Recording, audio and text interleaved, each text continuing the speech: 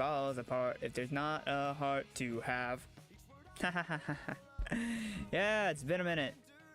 Been a minute. Busy week, busy week, busy week, busy week. Busy week, procrastination week. More like. But we're so back. We're so back. It's so hard for me to get the ball rolling, but once it's rolling, it rolls, it snowballs. No, busy week lies. No, I mean, I didn't say I was busy doing important things, you know.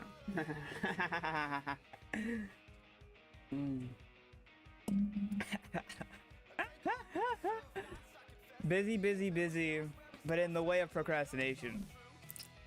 But yeah, we're back.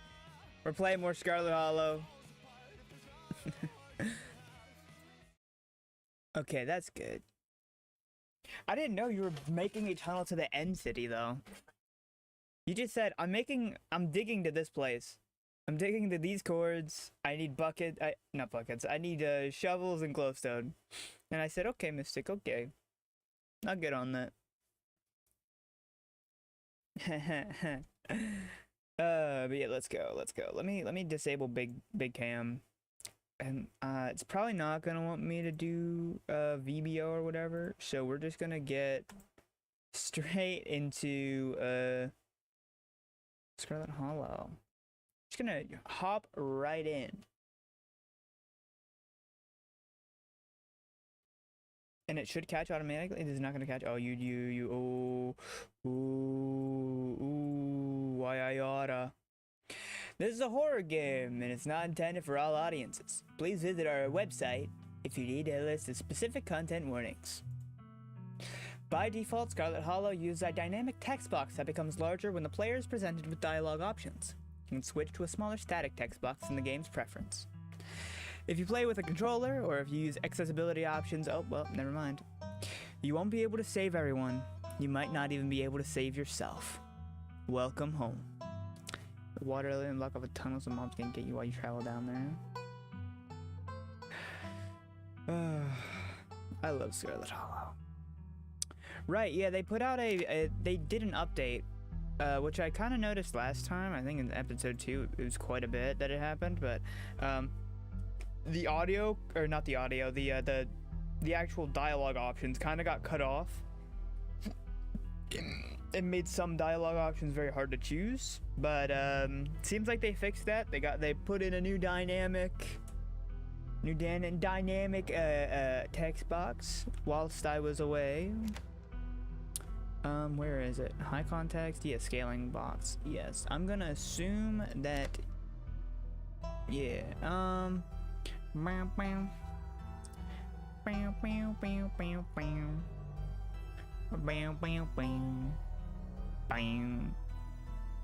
are a ton of mobs in the caves. You've not been using the glowstone, or are you just running into a bunch of caves and not lighting them up?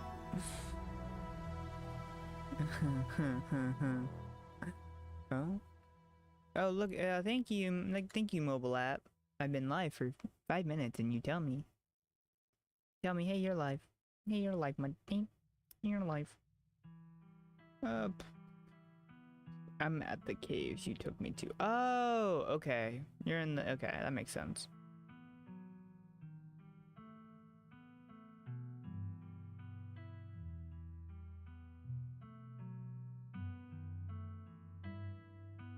Huh. Alright. Let's lock in to episode 3 of Scarlet Hollow.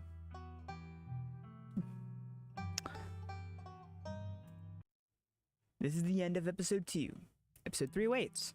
Proceed if you dare. If you haven't seen the other episodes, you should go watch them on our YouTube channel. If you haven't seen the past 2 episodes, they're both on the Mutachu 2 channel. So, where this is also being streamed on YouTube live. Proceed if you dare. If you'd like to continue with this world state in episode 3, please save your game now. Continue. Would you like to see a recap? Nah, I know exactly what's going on. Actually, wait, we're gonna go see what's his name? Yap, second channel. Okay, this is way too loud. Hold on, did they change my sound settings? Whoa. Did they change my sound settings? Or did I put it up after? That's kind of crazy. Hold on. No, I think I just got jump scared by it.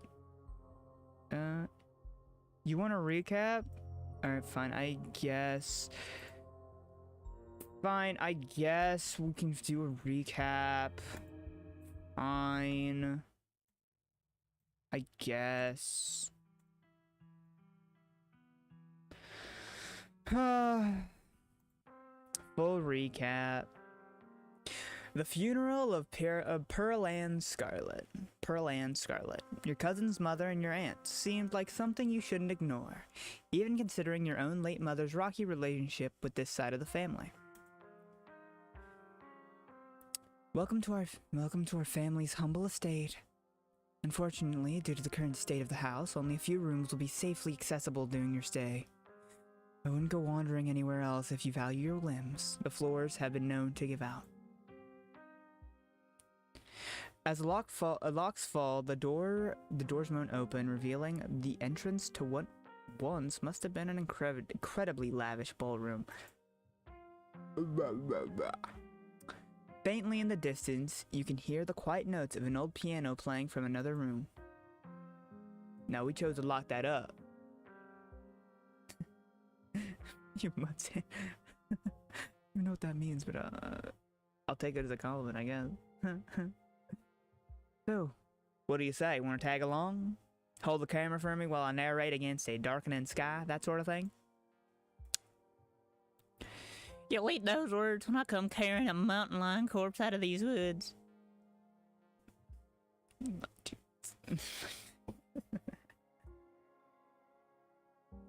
Told you, once I lock in, you know, I get things done. It's getting locked in that's the problem. You'll eat those words when I come and carrying a mountain lion corpse out of these woods, little Tom. A single deer remains behind, staring down the beam of Stella's flashlight while Gretchen whines and pulls at her harness. Duke grapples with the thing as it grabs at his shotgun, pushing the barrel out of the way as it grasps for Birdie with oddly jointed limbs, while Stella stares in shocked silence as if paused, watching as the other creature attempts to wrestle Gretchen into the darkness, her desperate cries going unheeded. You dive for Gretchen, attempting to snatch her away from the thing's misshapen hands.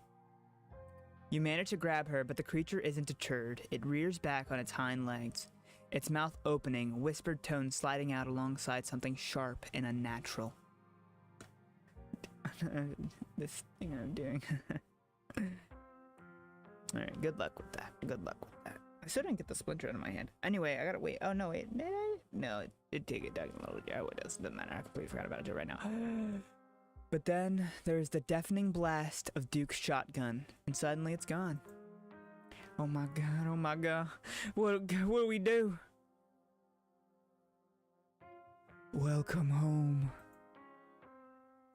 Hey, yo, that's my boy Wayne right there, son. That's my boy right there. What? Mudslaughter. My grandmother used to talk about pale creatures called ditchlings. She always said they were a terrible omen, a sign of suffering to come. I'm going to bed. I'm gonna be a helicopter, Dad, but she hasn't been answering my texts, and I want to make sure she ain't getting into trouble out there. Hi, Dr. Kelly. We were wondering if it would be okay if Reese could come hang out? Nothing strenuous, we promise. Whatever you two have planned is probably beyond what he can manage right now, anyways. I'm the only person in this town who truly cares about your safety. Don't forget that. Even if it's already too late to stop what's going to happen. As you leave Tabitha's office, you take a moment to get your bearings, only to be interrupted by a sudden movement out of the corner of your eye. A girl carrying a bundle of snacks pops through a hole in the fence and disappears over the crest of the hill.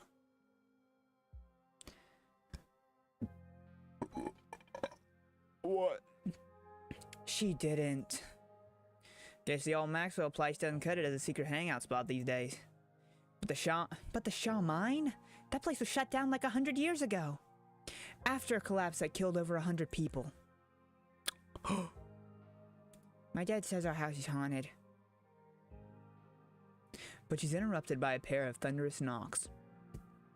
Yeah, you probably can't hear that over my sound gate, but I'm doing that right now. Knocking on my dip. There we go.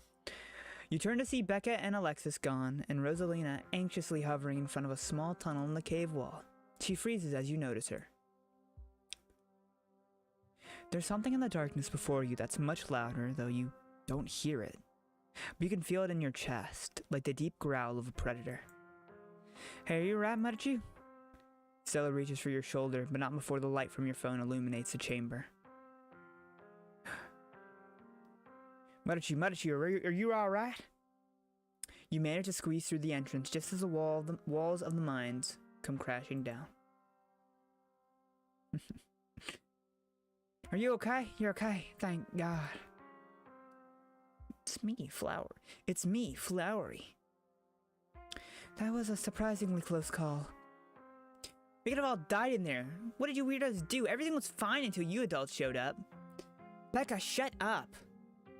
Yeah, you tell her. Tabitha doesn't say a word as the car cuts along the darkened road. You collapse into Tabitha's dusty guest bed, your head empty of thoughts. After your time in the Shaw mine, you barely even notice the dust. When you close your eyes, you see the shadowy figures that gather behind Stella in the mines. Your thoughts are drawn to the carving on the wall, and to the visions it imparted upon you. Your thoughts are drawn to the carvings on the wall and the visions imparted upon you. Wake up. Cave dust in my lungs. Sunshine filters in through the dusty windows of the estate as the dull aches of last night's activities throb in and out of focus. You manage to survive a second night in the town of Scarlet Hollow. Yeah, all these nights, man, so many things are happening right now. So many things every night. It's either white gremlin creatures that put eggs in your skin, or you're in a cave and suddenly it just falls over after you see a weird sigil of some sort. As you pull yourself out of bed, you can feel the soot and grime of the Shaw mine still stuck to your skin. I'm gonna take a shower. What are we talking about?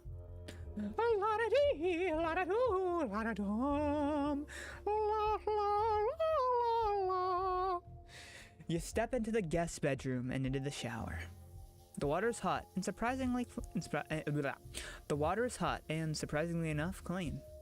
As steam fills your lungs and soot washes down the drain, you think about Duke and the image of him lying there slumped against a tree with half his head blown off. Scrub feverishly, trying to scrape the memories from your skin as if they're a part of the dirt that coats you.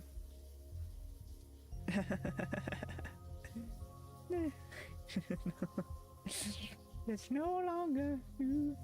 I might get copyright going for that.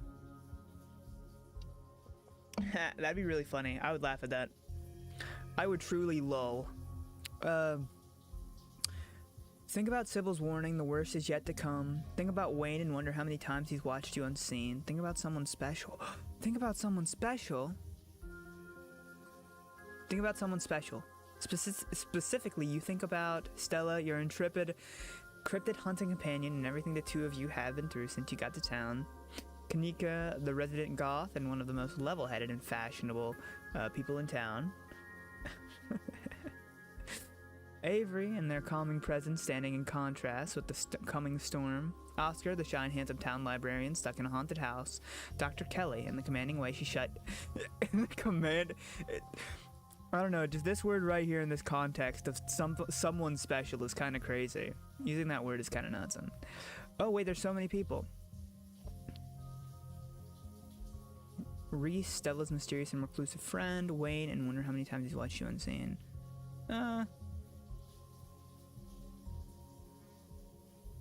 Kind of upsetting that you can't think about Gretchen here, you know? She's the specialist pupper of them all. Is she like 17 years old or something? Why can't I think about Gretchen? I'll do Stella, why not? You think about Stella, your intrepid, cryptid hunting companion, and everything the two of you have been through since you got to town. You're done here. Done. Wash away your sins. I didn't know I felt sins crawling on my back. What?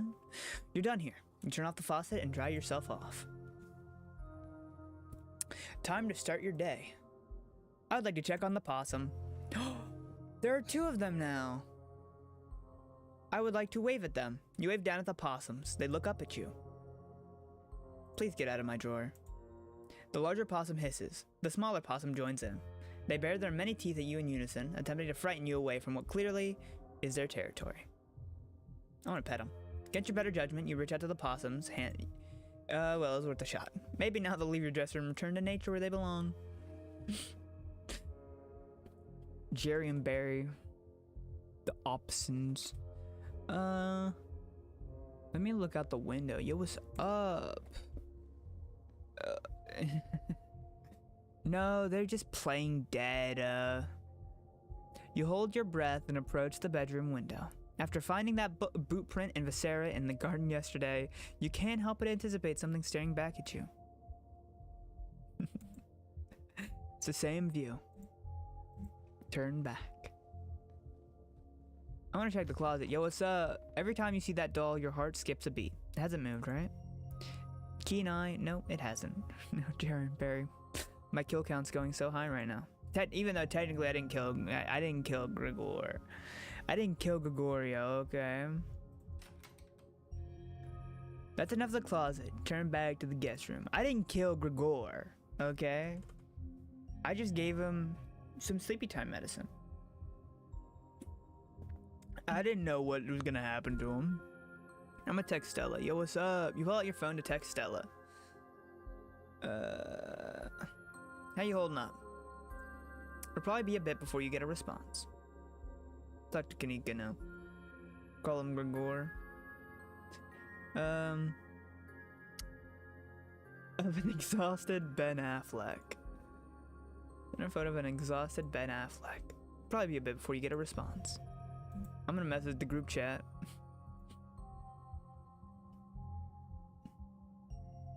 Of a pain man. What's the game plan? Wow, nobody's ready. Nobody's ready to talk to me. You've done everything you've wanted up here. It's time to start your day. Playing the field. Keeping your options open. What? What is that supposed to mean? You enter the kitchen to find your cousin in the midst of devouring a pint of banana chocolate chunk. She isn't alone. Frou-Frou glares at you from her usual spot on the counter as a red-headed woman busies herself trying to tidy as best she can. Tabitha's gaze swivels from the woman to you, her glare intensifying. Hi, I'm Muddachew. Good morning, I'm Janie. I'm just here to do my little weekly cleaning. Whatever cleaning Miss Tabitha will let me do, at least. Good if this place looking brand new, you know. Don't go making any big renovations or moving anything around. I like knowing where my stuff is. Okie dokie. So nice to finally meet you, Muddachew. I guess I did meet you on Monday when you popped into the diner. Janie. Seeing someone somewhere and meeting them face to face are two completely different things, I suppose. Thanks. All I'm trying to say is that it's wonderful to finally actually meet you, and I'm so happy part of the family is here to keep Miss Tabitha company with everything that's... Janie. Oh, I'm sorry, Miss Tabitha. Am I being too much again? Tabitha grumbles in acknowledgement. Hey Tabitha, how's it going? There was a massive mine collapse on my property last night. I can practically feel the whispers of a unionization already. Tabitha takes one last spoonful of ice cream, then discards the empty container, turning to you with her trademark scowl. Let's get going. I've got an errand to run in town, and every time I've left you here alone, something terrible's wound up happening. So you're coming with me. What? This is so sad. I'll be out there in a couple minutes. Gotta wrap up my morning routine. You know what? Nah, I've been giving her a headache this whole time.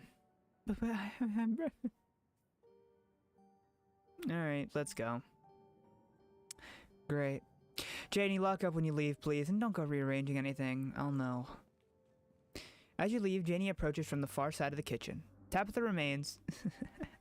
Give everyone a headache in every game. Yeah, that's factual. Maybe I just do I play I must just play annoying characters? Or maybe I'm annoying, I don't know. As you're ready to leave, Janie approaches from the far side of the kitchen. Tabitha remains between the two of you, impatiently tapping her foot. Oh, Muddachu, before you go, I heard about what happened last night. I mean, I heard about it before Miss Tabitha mentioned it just now, and I heard it again. Just wanted to say that I'm so sorry you got caught up in that. You did rap at those kids, though. What a blessing. Everyone getting out of that situation all right. You only come in... thanks. You only come in once a week, right? What do you do with the rest of your time? I feel like that's kind of invasive. Whatever. Oh, our jobs mostly. Weeding gardens, cleaning houses, watching kids, that sort of thing. My husband's the pastor, so a lot of my time's spent at the church and doing things for the community. Poor Daniel, he's been going absolutely stir crazy since we moved here. Well, with nobody really attending sermons. It'd probably do him a lot of good to talk you through your worries. Sounds wonderful. Thank you for the offer. Of course, he's always ready and willing to talk with people, so feel free to stop by the church anytime. The door's always open. I'd love to chat. I'd love to chat. Sorry, Tabitha's so mean to you. No. I'd love to chat, but I have to but I hate to interrupt your work. I'm in town for another few days, though, if you got time.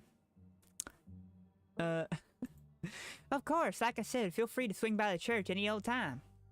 Alright, let's go. Bye, Janie. Alright, let's go. Bye, Janie. Be safe out there, you two.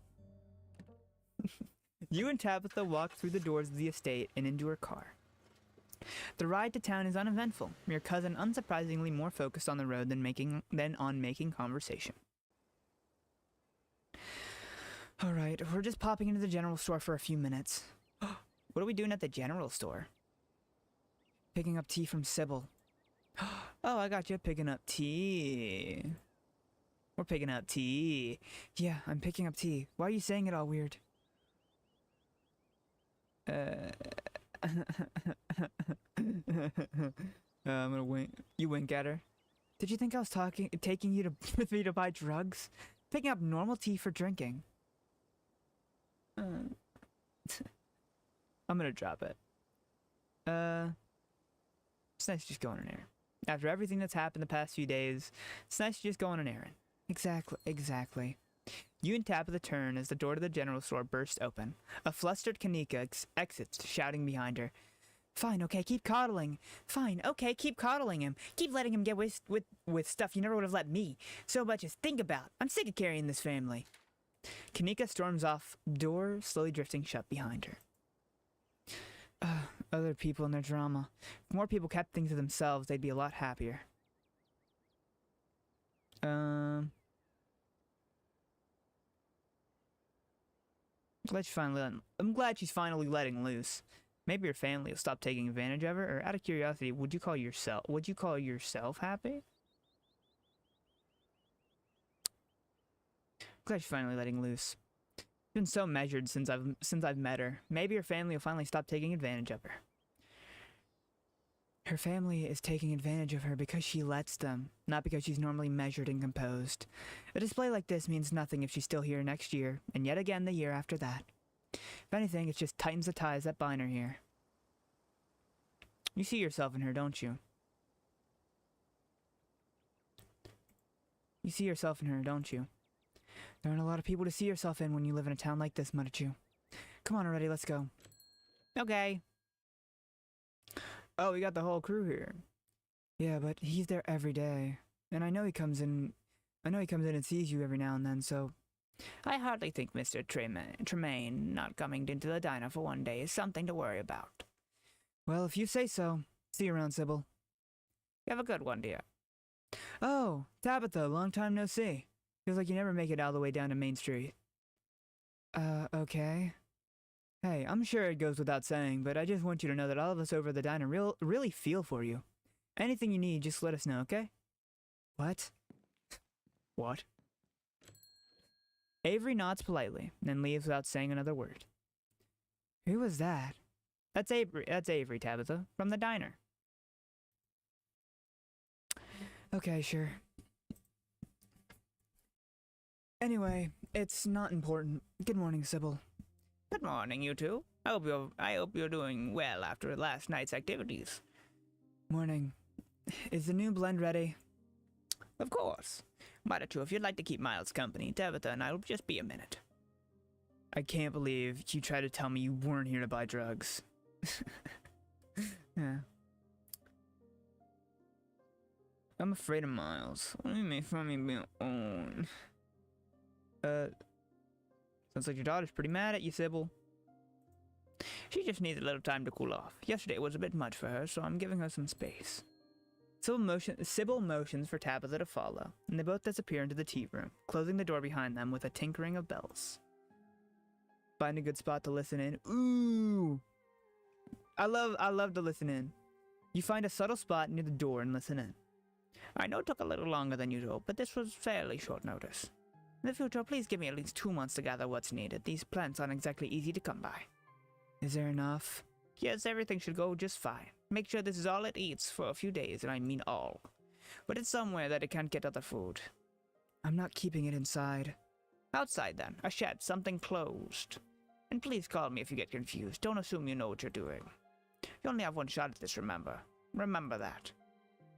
Pearl-Ann ran me through it plenty of times. I know what I'm...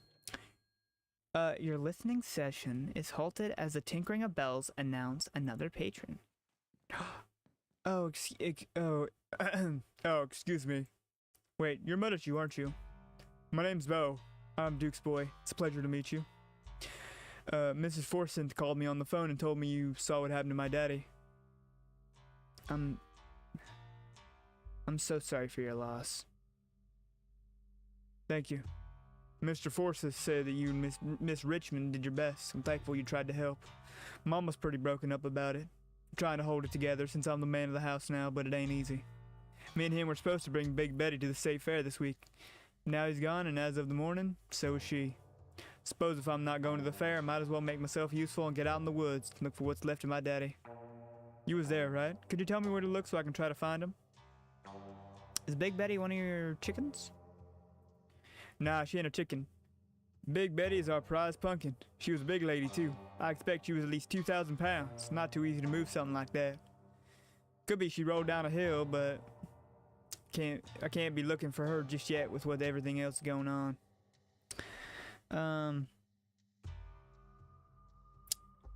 Have you seen anything strange on the farm the past couple of days? Not really, no. But I've been awful busy with what everything's been happening. Them chickens keep disappearing, though.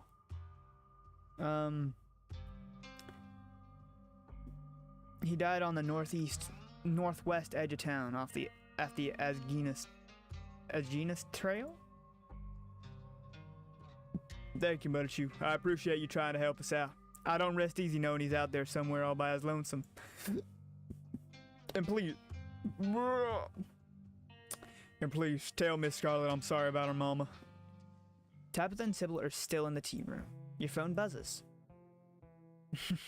Oh my goodness, hey, I overslept. Still gotta make myself breakfast. Meet at the library after and figure out plans. Then it buzzes again. Hey again, if you wanna come over for breakfast, would not hate it. And then it buzzes yet again. Someone was busy this morning. Oh, hey again. If you wanna hang out before the library thing, I'm parked in the abandoned lot by the gas station. It's hard to miss. You have plenty of time before dinner at Reese's house. I kind of want to chill out for Tabitha. Hold on, let me save. I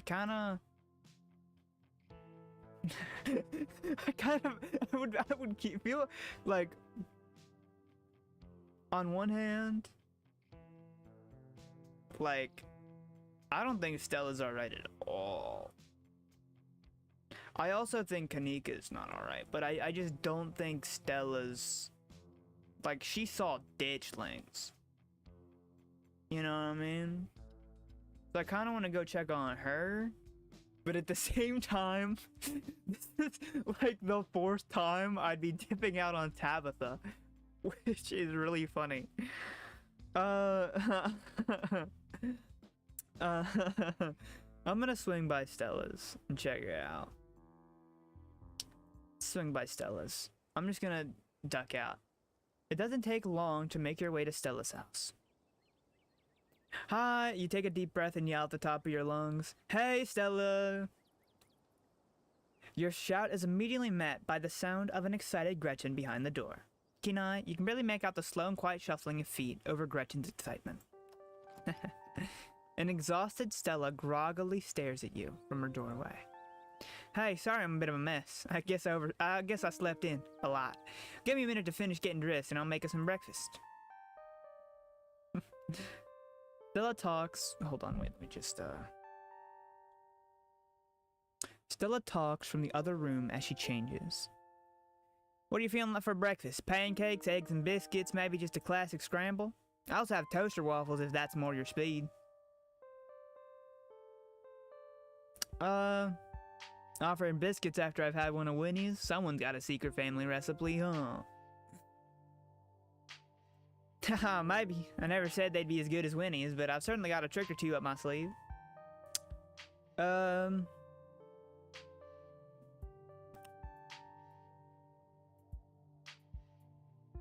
I'm a pancakes kind of guy. Excellent. Nothing like a stack of cakes for breakfast. You'd even make them together. I love the little ghost top. Alright, let's get started. We can flirt now? This is, what is this, a dating sim? What? I forgot Detroit. Hold on, woke up in my cousin's guest room, checked in on the dresser possum, found a sickly boot print in the garden, told Avery a half-truth about last night's encounter in the woods, had tea with Avery at the diner, and took the opportunity to set the record straight. Walked with Stella to the mine, spoke to one group of miners, visited Tabitha's office while investigating the mining camp, went after the teams without calling Tabitha, managed to escape the mine collapse without any injuries. Now what's up with Gretch? We're going ghost hunting later. Tell me what to do.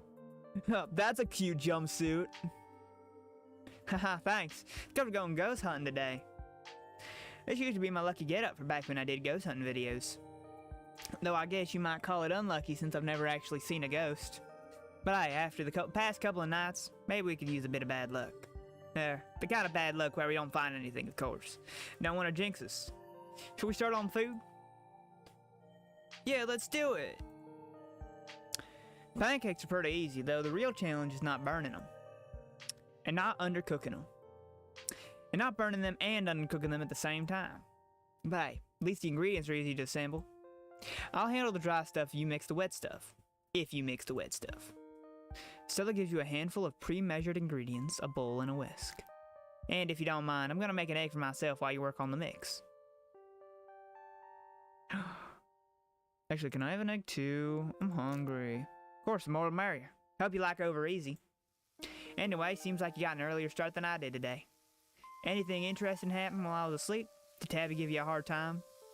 I met Beau at the general store this morning. Tabitha was planning on babysitting me all day, but I managed to slip off while she was picking up tea. I'm glad you're here. It's been good to have a friend by my side, even if a lot of our time has been spent running in terror. I met Beau at the general store this morning. That poor guy, how's he doing?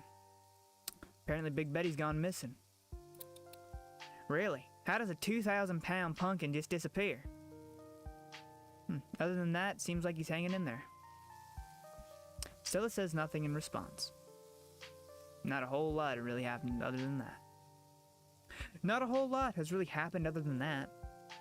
Well, no news is probably a good thing, right? There's probably good news, right? Are you pumped for ghost hunting tonight? Whatever happens, I hope it's scary. I'm craving that adrenaline rush. I didn't sign up for any. I mean, we did kind of. Did we? Or no, yeah. It's got to get done. You know what? Yeah. Whatever happens, I hope it's scary. I'm craving that adrenaline rush. You must be having a great week then. A non-stop thrill ride. There's a ghost. I hope it tries to communicate with us instead of scaring us.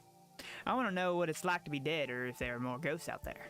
And hey, if this is anything like any other ghost hunt I've ever been on, it'll be a much appreciated breather. Unless you count Tommy Knockers as ghost. Or Wayne. Eggs are done. Time for pancakes. Stella takes your bowl from you, dumping it into her flour and whisking quickly to combine the ingredients. Now we pray to the pancake gods for a perfect stack. Thanks for coming over, by the way. Sometimes this place just feels empty, you know?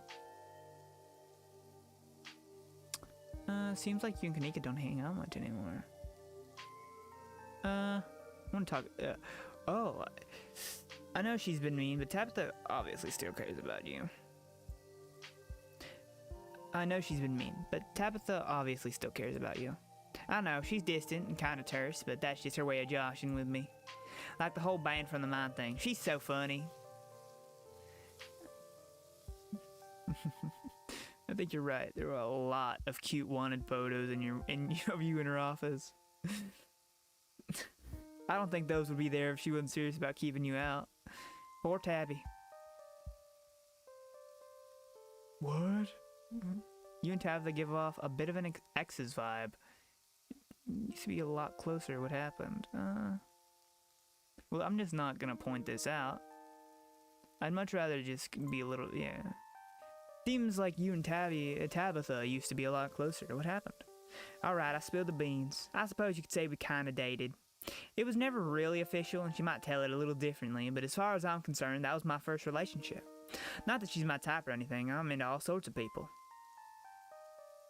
So, you play for the left field then? Cool. Now you know.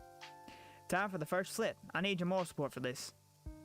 Stella's face narrows in concentration, and she readies herself to flip the pancake. Nailed it. The perfect flip. We're a great team. Do you ever hang out with Avery? Ooh, that's interesting. You think you'll always live here? Have you ever thought of moving away? It's hard to say. This house means a lot to me. This house means a lot to me. This house. Okay, we got a little typing error here. I think this house means a lot to me. Oh no, wait, never mind. I'm stupid. Never mind. I love when I just skim over dialogue and I'm like, wait a minute, that's the same thing, and I actually read it and it's different. It's hard to say. This house means a lot to me. This town means a lot to me. And I haven't had to think about where to live or where to go. But I guess I could see myself leaving for the right reasons. Or for the right person. What happened to your parents? Still tenses. Car crash. They were taking me to college. Didn't wind up going to college. Not much more to be said.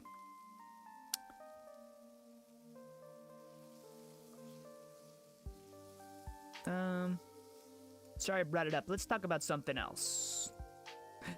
You and Kanika seem really close. Yeah, it's nice that she's back in town, but I wish it were under better circumstances. She's so busy with the store too. I don't know how she does it. But nice hanging out with her more the past couple of days. Though again, better circumstances would be nice. So we're actually gonna meet Reese today, right? Heck yeah, we are. Dr. Keller tried to turn us away again. We can just sneak in. Nothing will stand in the way of us in friendship. What's he like? I'm not about to ruin a cool, mysterious introduction by telling you. Think you'll like him, though. His mom's got it rough. Yeah. I can't imagine being in her shoes. Whole life is taking care of him at this point, you know? Are you sure he's real? At the very least, he was real for most of his childhood. And if he's a ghost now, that's even better. Tell us what being a ghost is like. I'm gonna leave it at that. Do you ever hang out with Avery? Oh, that's a good question. I guess I just don't know them very well. I grew up with Reese and Kanika and Tabby. Even you don't seem like a stranger, well, with who you're related to. Ever moved here a few years ago, kind of close on the heels of all that stuff with the accident, so I guess I wasn't really in the right headspace for making new friends. I do go to their parties, but now that you mention it, it is weird that I haven't thought to try and hang out with them outside of that. Should text them sometime. How's the food coming? Funny you should ask. Looks like we're just done. Looks like we're done here. And with that, breakfast is served. And look, I didn't burn any of them.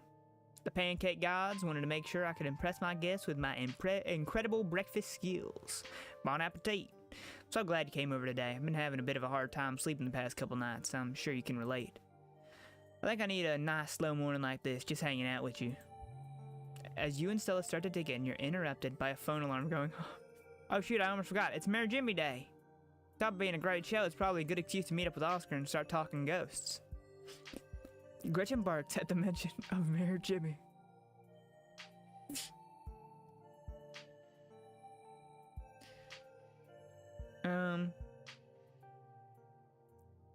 Well, good, we can warn him of the coming danger. Just a politician, huh? Charming can he be? You'll see. Let's finish up and head on out. Dang, that was real fast.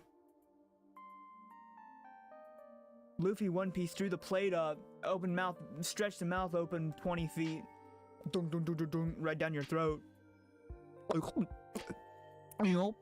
That's what happened.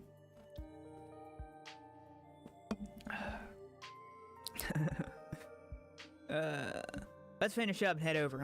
Head on over. I'll make sure to bring some biscuits for the mayor. Oh, the mayor's like an animal, isn't it? Southern hospitality. You and Stella make your way to the library. It's busier than usual. A small crowd had already formed in a corner of the main foyer. Now we're just waiting on Kanika. Surprised to see you here, Mudachio. I have expected you to have skipped town. Yeah, the whole gang's here. I've been waiting to introduce Mudachio to Mayor for like the entire time I've known him. Never gotten to introduce someone to the mayor before. It'll be worth it, trust us. Alright, shall we? It is. He's a dog. Not only is this mayor a dog, but judging from the series of portraits lining the walls, every mayor of Scarlet Hollow has been a dog. Okay, this would be awesome. There's actually a town that did this, and I would love to be a part of it, actually. You can tell this dog is the mayor from his little sash and his fancy top hat. There's a regal air about him, almost as if he knows the position of authority he's been elected to. You haven't met the serious man by his side, but you have to assume that he's the mayor's handler. The mayor's little nose starts twitching as you approach. His doggy eyes shine with a curious intensity. He knows you have something. Oh, I'm gonna give him the peanuts. Hold out your now slightly rancid bag of boiled peanuts. The mayor's nose twitches eagerly at their strong odor, and then he's on them in a flash, ripping through the plastic and devouring the soft-shelled legumes. Drop it, sir, drop it! Donate to a local politician. His security details tries to tear him away. Hold on, this is thumbnail material. But it's too late. The peanuts are already eaten. You better hope those nuts settle well. The mayor gets any tummy trouble after eating your disgusting pocket peanuts. Pay. He holds out his paw as if to shake your hand. It's lovely to meet you, Mr. Mayor. Yes, it is lovely to meet you. You reach forward to take the little mayor's paw in your hand, but his burly security detail stops you. No paw shaking, only head pats and ear scratches allowed. Isn't he just the cutest? It's the best part of living in Scarlet Hollow, besides the nature. And all my friends and Whitney's Biscuits. Oh, and the close-knit small town community, of course. But having a dog mayor is a close fifth, no contest. Gretchen squirms in Stella's arms, straining to get at Mayor Jimmy. Whoa, hey, Gretchen, calm down, old girl. You're gonna pearl. Blah. Whoa, Gretchen, calm down, old girl. You're gonna pull a muscle. Miss Richmond, I'm gonna have to ask you and your dog to step away from the mayor. Should have known better. Those two have never been able to get along. Stella walks off, struggling to hold Gretchen back. Kanika is quick to follow. I'm gonna follow them. Oh, I can talk to the dog mayor. Oh, dog cookies. Looks like everyone else is already talking to Oscar in the next room. Before you can catch up to your companions, you're intercepted by a nervous man with a cross around his neck. Street smart, whoever he is, you can feel his desperation to make a good first impression. A self-sustained and self-fulfilling prophecy. Sounds like old Gretchen and the mayor may have some unresolved issues, wouldn't you say? I'm Pastor Daniel. I take it you're Muddichu. Everyone's been buzzing about you. I'm so sorry about your aunt, but I'm sure she's in a better place now. Oh.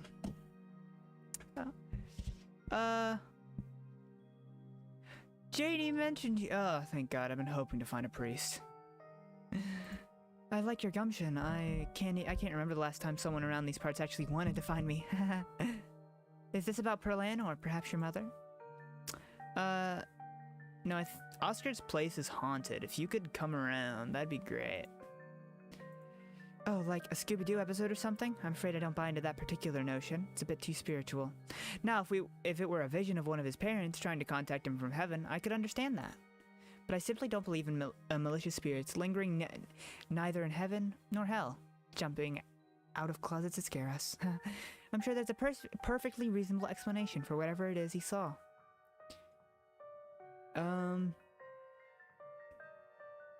Alright. And prove it's not a haunting. Alright, I believe you. Thank you, I appreciate that. And of course, I'm not saying anything against Mr.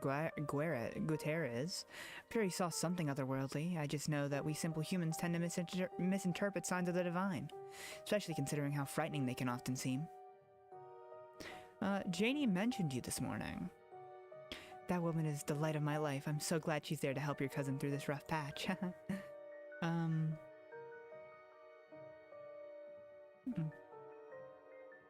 I should go. It was nice meeting you, though. Of course, and if you find yourself in need of counseling or spiritual guidance, you know where to find me. That sounds lovely, thank you. Really? Oh, that's great. Sorry, I just don't usually get positive responses when I ask folks if they want to come up to the church. Anytime that works for you, just swing by. I'm sure I'll be around. It was lovely to meet you, and you have a blessed day, Muddichu. The pastor leaves you be and joins the line to see the mayor. Good man. Nothing to do now but catch up with your companions. You find them already talking to Oscar deeper into the library. Are you sure we can't just go to get this over with while the sun is up? I don't know if I can handle getting scared in the dark 2 nights in a row. I wish we could, especially since I'm not particularly excited about going back in there after dark either, but I'm pretty sure it only comes out when the sun goes down.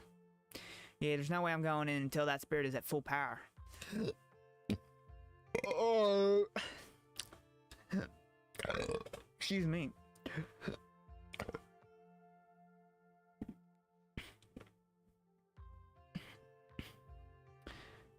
I want to be sure we get the best evidence possible. This could be my one shot to get real proof of ghosts. I'm not going to waste it just because I'm impatient.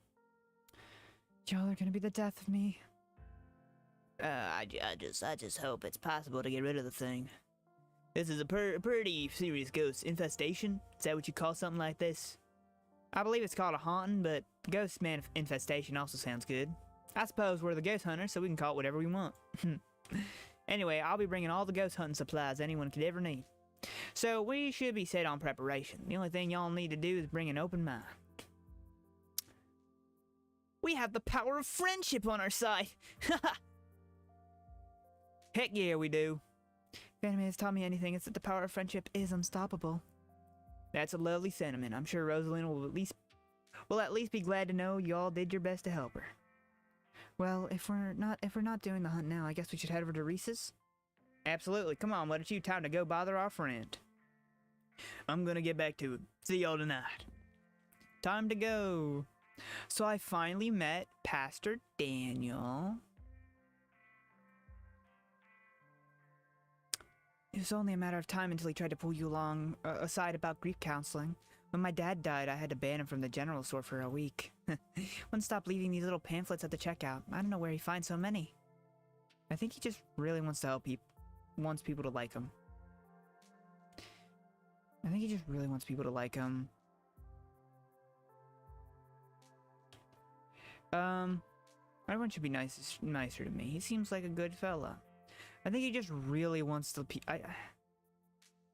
everyone should be nicer to him. He seems like a good guy. He does seem like a good guy. I think he just really wants to help. I think he just really wants people to like him. Everyone should be nicer to him. He seems like a good guy. Okay, that's really sweet of you to say, but sometimes you gotta trust your gut.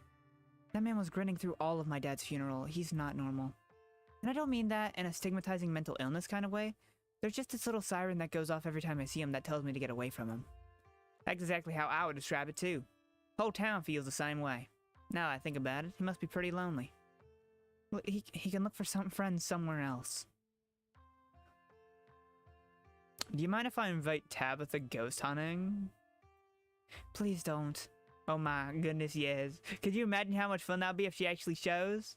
Stella, come on. I know you think you have some sort of bond with her, but she's awful. She isn't even nice to you. You just haven't given her a chance. Maybe if she comes along tonight, the two of you will finally get along. No. I'm inviting her. Kanika sighs as you shoot your cousin a text and invite her to the evening's ghost hunt. Alright, you invited her. Let's not get into it. If we're lucky, she'll be too busy at the mines to even show. Oh, don't say that, Neeks. If we're lucky, we'll have a rare opportunity to forge a deep and lasting bond of friendship between the two of you. What about inviting Avery? Oh, sure, I guess. The more the merrier, right? Maybe they'll have an extra voice of reason. We won't be much help to Oscar if we start jumping out our own shadows. Cool, I'll text him on the way over to Reese's. Let's go. Bye-bye. Alright, shall we head out? The three of you leave the library for an early dinner at Reese's. You once again find yourself in front of Reese's house. A cold hesitation grips you as the building looms over the hilltop. Though it's only early afternoon, it feels much later, the sun already sinking behind the tall mountains that surround Scarlet Hollow. We're a little early. What if Dr. Kelly yells at us?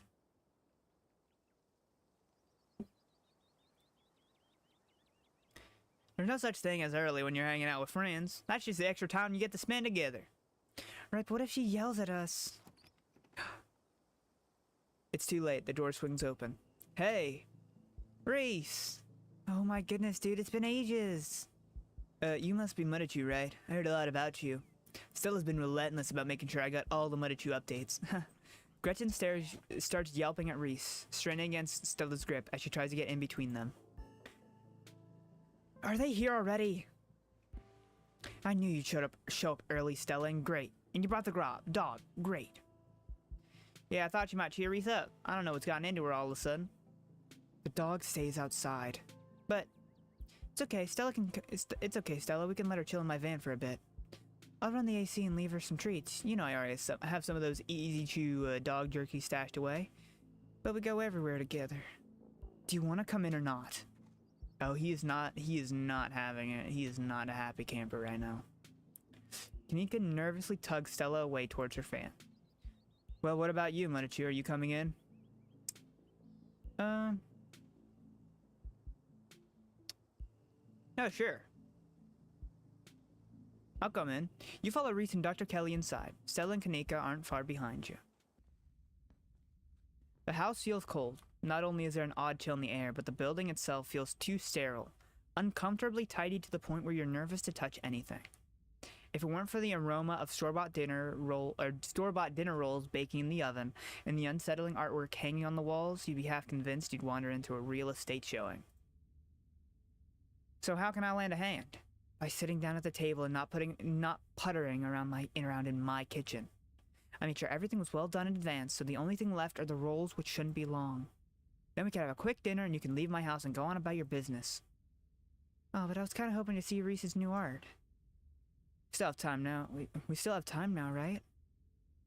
You aren't seriously considering subjecting your friends to your disaster of a room, are you? It's not that bad. You can still see the floor. Dr. Kelly raises a single questioning eyebrow. I don't mind a little mess. Yeah, I doubt it could be any worse than the way I keep my room. Yeah, okay, fine. As long as you stay out of the kitchen, I don't care what you get up to. Cool. We'll just be downstairs. You won't even know we're here. You make your way towards the basement stairs. Oh. The basement? Okay, hold on. I've got to remember to save. I forget to... Uh-oh, I did not. Hold on, wait. Hold on, wait. For the basement. The basement is what you might expect out of a tortured artist who spends all of his time confined to his studio. Discarded canvases line its edges, while trash and sketches leak out from the piles in the corners of the room, hiding the bare cement floor. Ghoulish faces coat the walls in paint, sneering out at their creator. Your mom is so scary. She can be a little intense, kind of overprotective, which I guess makes sense. Anyway, make yourselves comfortable. You have to forgive the mess. I've been distracted lately. Haven't been cleaning much.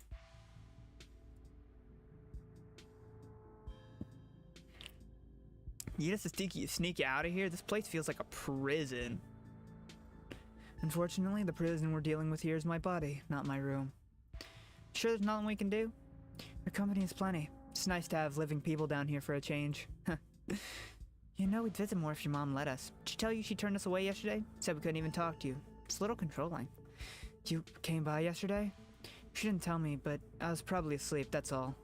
She didn't want to wake me up. I don't think that's her being controlling or anything. Not to cast any doubt on that, but she did say I couldn't bring you any food. She knows that's how I show my friends how much I appreciate them. She knows I can work around all kinds of allergies and intolerances. Not gonna lie, it felt kind of weird. I don't know, my body is pretty peculiar when it comes to food. She just prefers to have full control over what I eat, so... okay, maybe that does sound controlling. But it's for a good reason. If I eat the wrong thing, it could really mess me up. So she has to regulate my food.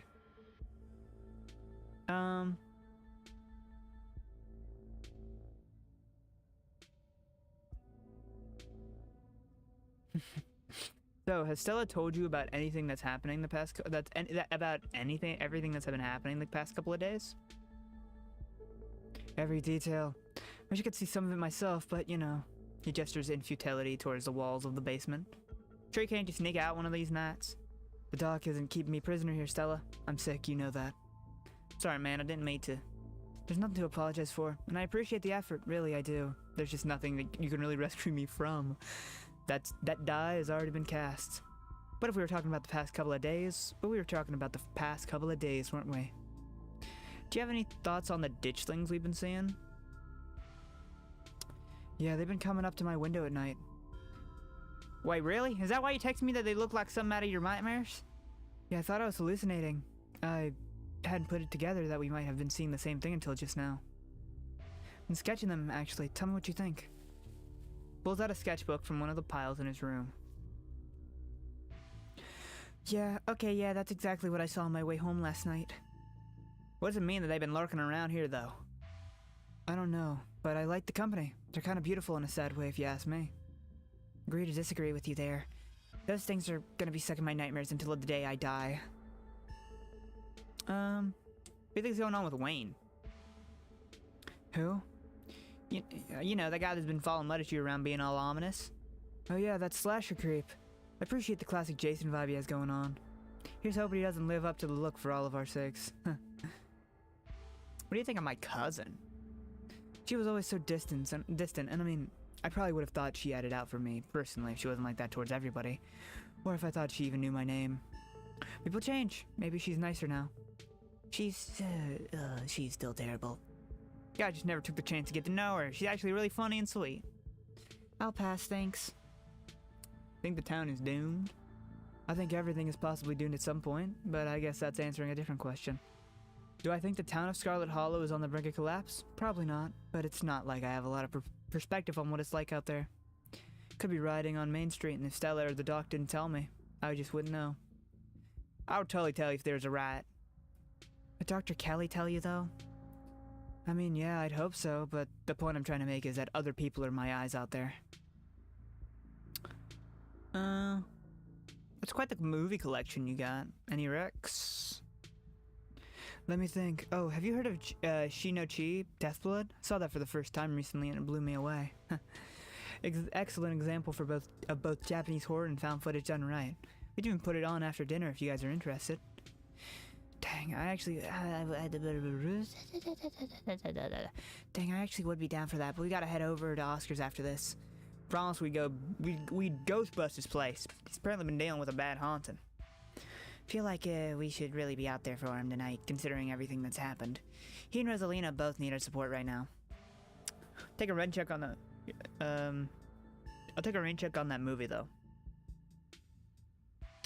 Yeah, we'll definitely come by for a movie night this week. Free tomorrow night. Same goes for Medichu. Whoa. Okay. I should probably work tomorrow, but I can close up early. The whole situation's gotta be rough, sorry. What are you sick with? Jeez, Medichu. Coming right in with that one, huh? You don't have to talk about your illness, Reese. It's okay, I've come to terms with the way the rest of my life is gonna be. You're so macabre, Reese. You make it sound like you've been sentenced to death. Yet you haven't, right? Not exactly. No one really knows what's wrong with me, but it's been getting worse. I can really keep most food down. My skin always itches like there are worms crawling underneath it. Probably live for a long time or a short time. No one's sure, but I'm definitely not going to get better. Whatever time I have left is going to be miserable. So I've done my mourning. My best years are behind me. My future is unknowable, but one day I'll wind up in a pine box just like everyone else, and I'm okay with that. Dang, Reese, I may be a goth, but that's some real nihilistic stuff. We'll make sure to come by more often from here on out. Friendship heals all wounds, right?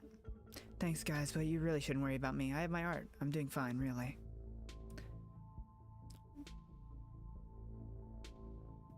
But what's your diagnosis, though? I'm afraid the answer isn't very illuminating, because it's not any one particular thing. It's just a whole mess of nasty little things that add up to one big diagnosis of bad genes. Because I pulled a losing card in the DNA lottery. Hey, ain't all that bad. Some of it's just weird like this. Reese pulls on the skin of his arm. It stretches unnaturally.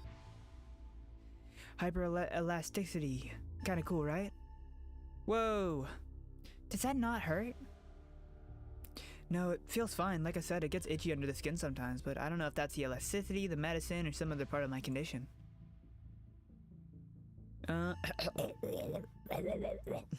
Your art. Flap these bad boys on a mug or two and you can make a buck or two. It's exquisite. Flap these bad boys on a mug, you can make a buck or two. That's what I've been telling him. If you post these online somewhere, you can get big, man. I think I'll keep them to myself until I die. You know how it is with dead artists. Their art sells for way more. Hope the doctor, whoever winds up inheriting my work, makes millions off it. I'd be able to rest easy knowing somebody had retroactively given my life value. Or you can sell them while alive and enjoy the fruits of your labor while you still exist. Sounds complicated. I'd rather just spend my time painting, leave the hard work to someone else. If you need someone to pose for your paintings this week... That's so kind of you to offer. If you're okay with hanging out at the weird hours, I'd love for you to come by and sit for me. It's been a long time since I was able to draw anyone but myself, and I'd really appreciate the company. You want to come ghost hunting? Oh wow, do you think you'd be down for that? We'd love to have you. That'd be so amazing, but I haven't had the best luck leaving the house lately. Even just walking to town is enough to put me in bed for a week. It sucks. But make sure you bring your camera, Stella. I want to see everything that happens. So you three go way back, huh? Almost to the womb. School here is a tiny K-12. Not exactly a one-room schoolhouse, but not far from it. We're lucky we all got along as much as we did. Some kids weren't able to make any friends their own age. They just happened to be born around the same time. Some real jerks, and we're stuck with them through their whole school career. Poor kids. Not that we were free from dealing with jerks, like a certain Scarlet I could name. Okay, she was a little rough around the edges, but she was pretty friendly when you got past that. Maybe you, but the way she used to look at me, you'd think I rolled in something foul every morning before school. Oh wait, that was Reese. Something foul. Same here, though to be fair, the feeling was more mutual between us. She deserved it, though. Dinner's gotta be ready by now, right? Almost on cue, Reese's mom shouts from the kitchen. Dinner's on the table. Guess that's it for catching up. Make sure you wash your hands. You all wash your hands with soap. I don't want anyone sharing their germs. Sure thing, Doc. Yes, ma'am. No use saying anything here. It's probably best to just silently comply. You make your way towards the sink, but are stopped in your tracks by the pull of an odd door at the end of the hallway. Feels out of place, like you've accidentally wandered into a different, older house. More than that, you feel something radiating out from behind it, something cold, dark and cold. Something that reminds you of the dusty tunnels you narrowly escaped last night. An oppressive hum just beyond your hearing fills the air, and you feel strange. You're compelled to approach the door, drawn in as if hypnotized. Are they all open the door? Oh wait, what?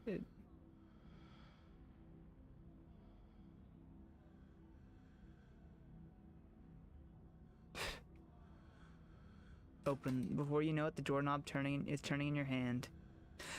Before you know it, the doorknob is turning in your hand, your heart full of both deep dread and compulsive need to know what might be on the other side. What do you think you're doing? Well, there's something compelling about this door. I need to see what's behind this door. There's something compelling behind this door. I need to see what's behind this door. No, you don't. You need to wash your hands, eat dinner, and then get out of my house. You won't let her interrupt you. You need to know what's behind that door. Oh, no, you don't. Come on, wash your hands and sit down.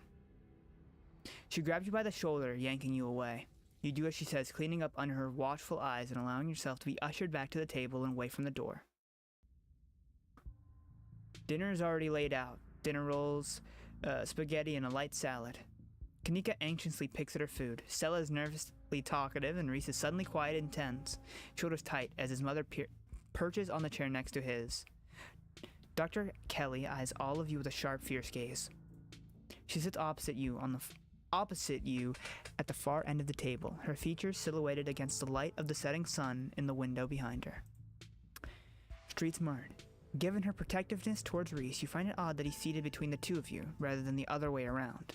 It's almost as though she's guarded not only towards you and Stella and Kanika, but towards her son as well.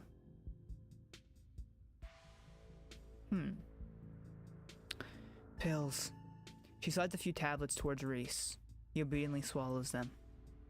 This is excellent, Dr. Kelly. Is the pasta sauce homemade? No, it's from a jar. I work too many hours to make my own pasta sauce. Well, you have excellent taste in brands, and if you ever want any tips on easy home-cooked pasta sauces, No thanks, Stella. I have the internet if I need recipes. Thanks again for having us, Dr. Kelly. We really appreciate it. You didn't tell me they came by yesterday. You were asleep. I didn't want to wake you. But you could have told me. Why? They were coming over today anyway. I would just rather know these things. Noted. Noted, but she won't do anything about it. Her son will remain in the dark. Poison your kid for 18 years. That's something you say to people. That's not something you say when you're eating food out of someone's home.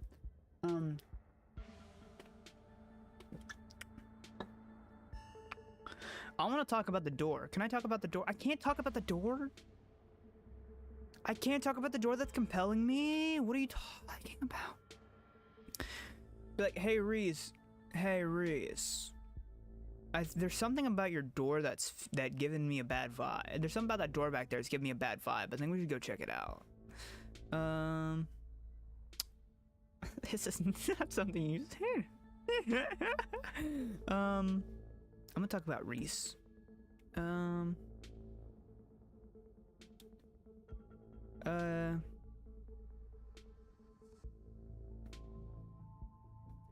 Reese is a talented artist. You must be very proud of him. He has a lot of skill honed through practice and dedication. I can't say I understand a lot of his pieces, but of course I'm proud. Thanks, Doc. It must break your heart having to isolate your son from the world like this. It's just another unfortunate side effect of his illness. Both of us have just had to come to terms with it. It's not the life I wanted for him, but if it's the life he has to lead. Maybe he doesn't have to. Ow, geez, Kanika, your boots are heavy. Sorry, Dr. Kelly. We were totally respectful of Reese's boundaries, even though they might seem a little arbitrary and strict. Isn't that right, Stella? Kick me all you like. I won't change my bold attitude and outgoing personality. You know, Doc, I feel pretty okay. I don't think having people over is all that rough on me. See how you feel in an hour.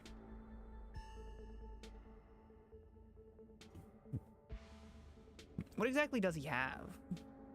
There's a combination of genetic diseases that give him a fragile immune system, among other things. Too much to get into, a lot of technical terms that I'd probably have to explain. It's not good dinner talk, and it can't be pleasant for him to have to hear it again, so let's drop it. I'm fine talking about it. I'd rather we talk about something else. Briefly, nervously glanced toward her son before fitting back into a position of annoyance. You can't help but feel like we just all went beyond compassionate worry to be genuine fear. Ooh.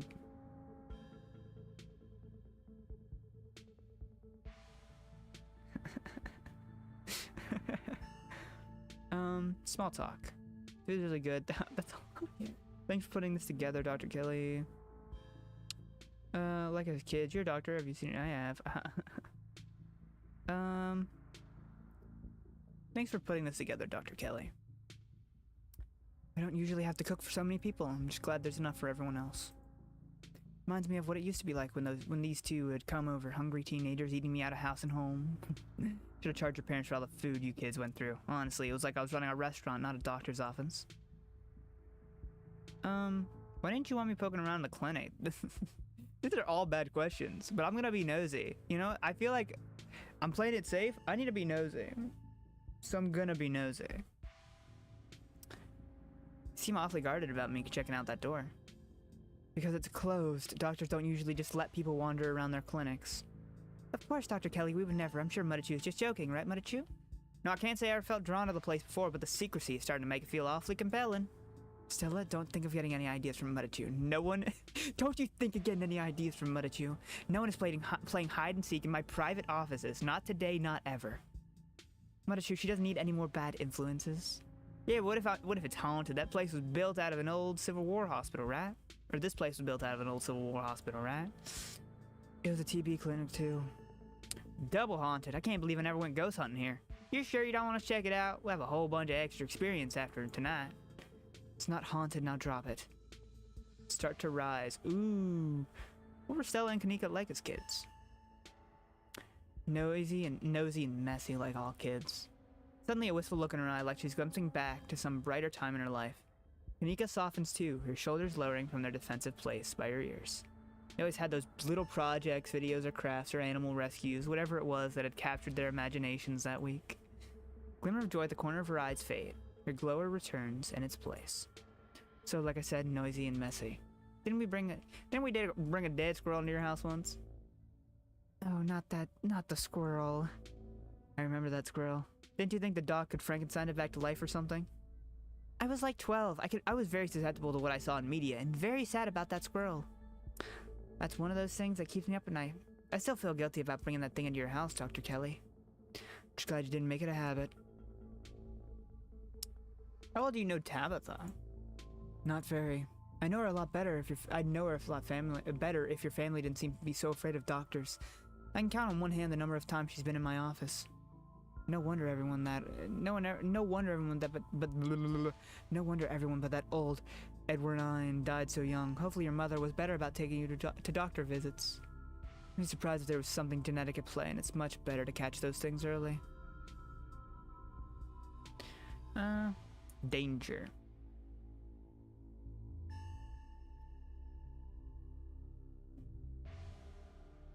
Seen any sick animals lately? I'm a doctor, not a vet.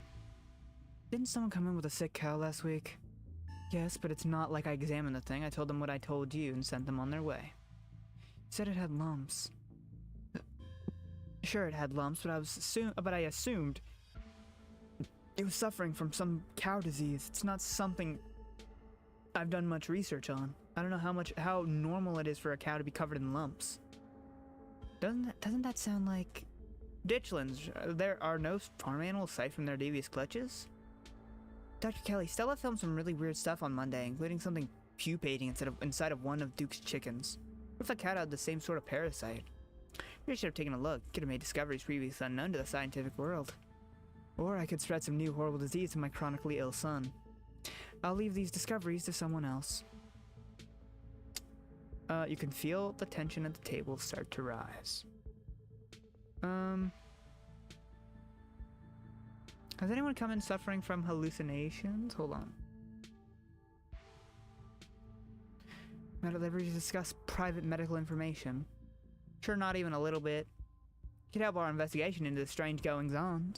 It's not like you have to name names. Investigation into what? The mine collapse? I think this is best left for professionals, Stella. Not someone who runs around in the woods with a camcorder. Judging by the police response so far, Dr. Kelly, I don't think it is. We saw some stuff down in the mines last night that I struggled to explain. Maybe we knew if there were any miners suffering from hallucinations, we could just rule it out as a gas leak, but... You were in an abandoned mine. The chances that you were huffing something dangerous and hallucinatory are through the roof. Leave it at that and treat it as an accident that it was. Not like some kind of mystery to unravel. I don't want to get kicked out.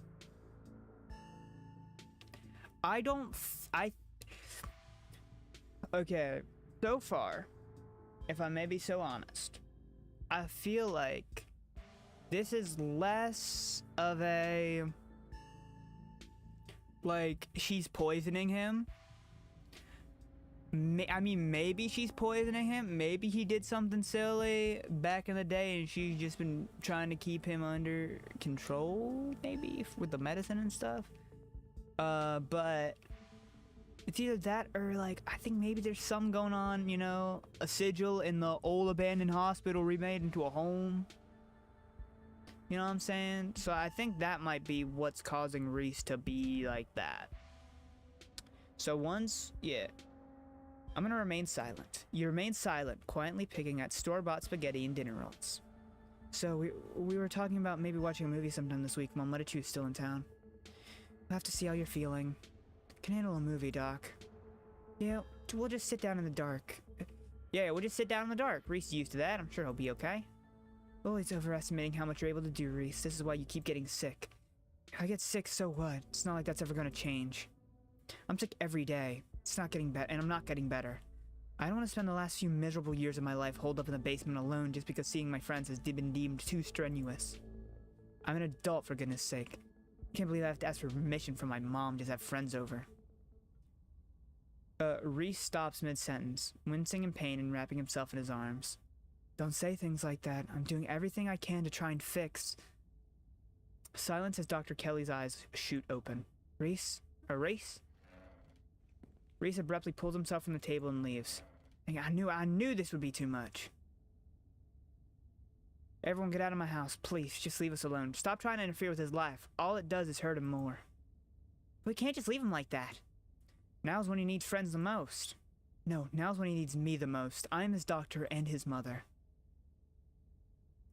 I know you care about him. I know that. And he knows it too. But all any of you would do is get in the way. Just leave, please.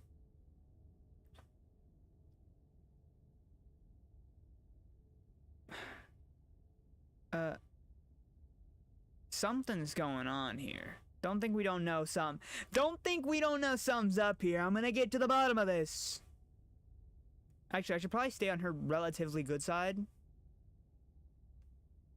Seemed fine before dinner.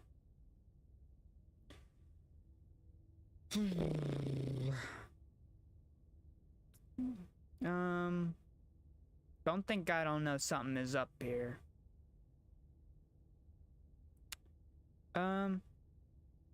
I think he's got lumps. I think maybe they can't leave lumps in a human, so they're just like taking his energy. Or something, I don't know.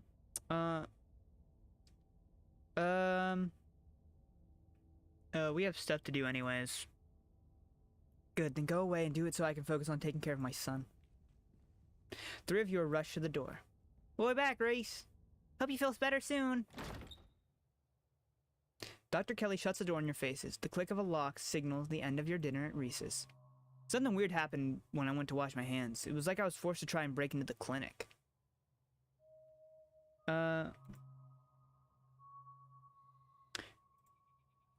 Forced how?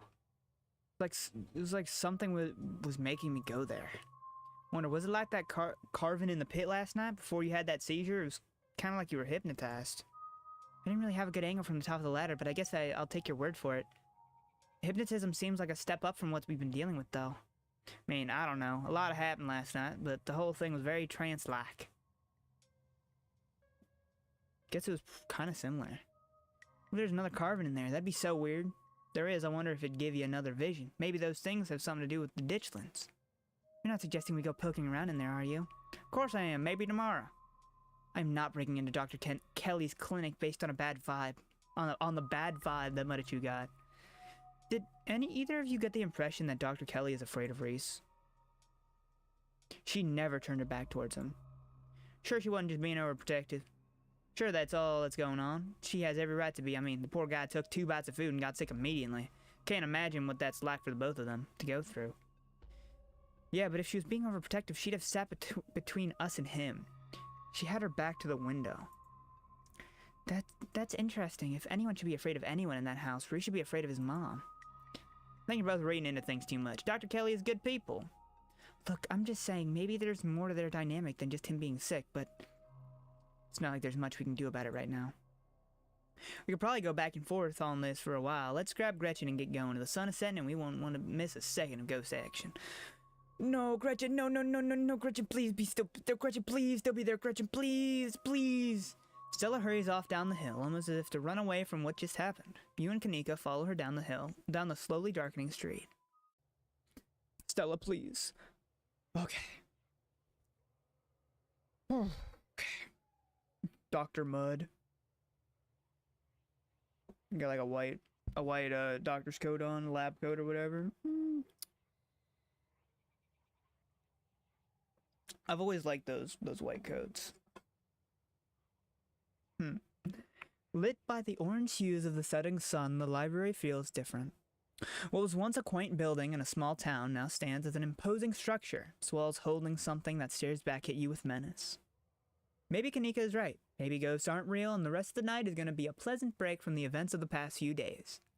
We're not lucky for that to happen. Street smart, you can't help but feel like you're about to walk into a slasher movie.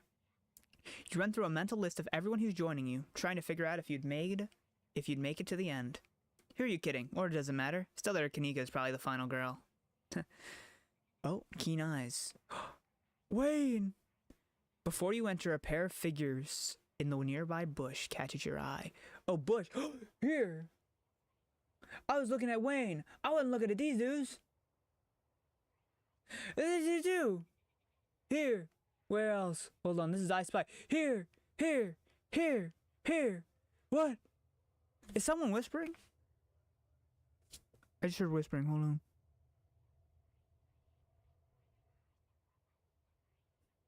Hold on. I hear whispers.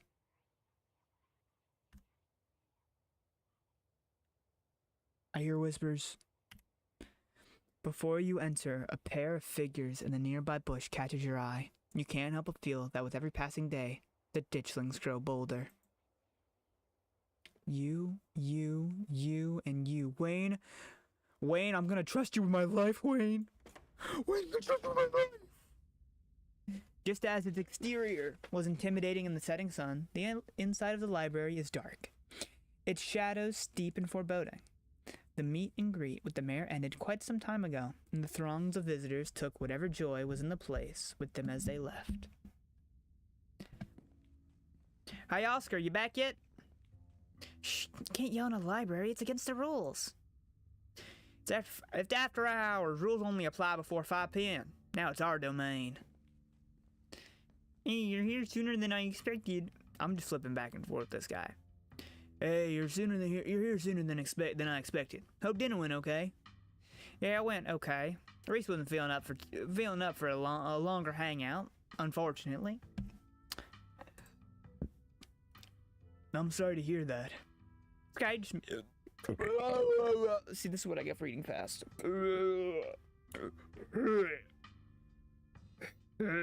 Sorry. What? Email? Sky just means it's okay. It just means we have more time to hunt ghosts. I've come fully loaded. Got my EMF reader, temperature gauge, spirit box, infrared camera, UV light, video cameras, salt, flashlights for everybody in case the ghost messes with the electricity, parabolic microphone, Sharpies and paper for automatic writing, matches and candles for rituals. Oh no, Ouija board. Another toy, but you never know what might come in handy. Wow, that's a lot of ghost hunting. That's a lot of ghost hunting stuff for something that was so last minute. Do you just have this stuff ready to go in a bug out bag or something? Of course I do. I actually stashed a couple of bags here overnight after I got back from the mines. Excuse me? I wasn't about to carry everything around all day. This way I can go in light and pop out to grab some more stuff once things get real spooky. Oh. I may have never found any compelling evidence for ghosts, but that's not for lack of trying. And after last night, I'm more than ready to try again. Hey, hope I'm not too late. Have I missed any creepy paranormal stuff? Avery, glad you can make it. The more pairs of hands we have, the more equipment we can carry. Sure thing, I'm always happy to lend a hand or two. I hope you aren't taking this as seriously as everyone else. Need someone else to be rational with. Well, is that an EMF reader? Never seen one in person. Look at all this stuff. Beer box, parabolic microphone. Y'all really covered all your bases. Oh no. Hey, I'm as rational as they come. I'm just not ready to rule out weird paranormal stuff. When people tell me they saw a ghost, who am I to say they didn't? I mean, y'all apparently saw some really unexplainable stuff on Monday, and that mine only collapsing again after 100 years while y'all were in there. I'm just saying, anything seems possible right now. I've got a bad feeling about this. There were ditchlings in the bushes outside. Who knows how many more are lurking around here. Those the monsters you saw in the woods? Just once I'd like to actually see some of this stuff myself. Trust me, you don't. If Sable's right, we're only going to see more of them as time goes on. We can't let them get in the way of things. This whole town is one big supernatural death trap.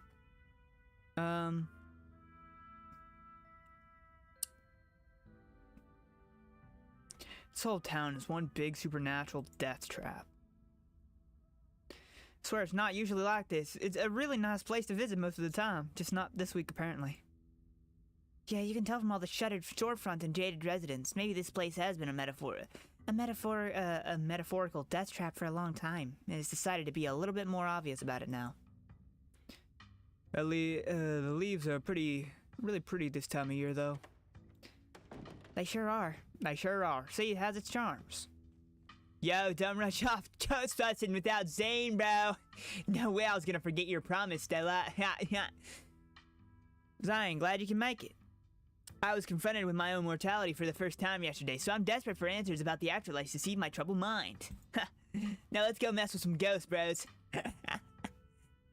Hope my house is big enough for 6 ghost hunters at once. If this is everyone, we can go ahead. That's everyone. Wait, what about Tabby? What about her? She's not here. Let's get started. I guess she can catch up with us when she gets here. She not give me any text at all? Well, if y'all are itching to get started, it's through the back. Follow me. Through the back. Follow me. Is there more? Is there more? There's got to be somewhere. There's someone here. There's a creep here somewhere.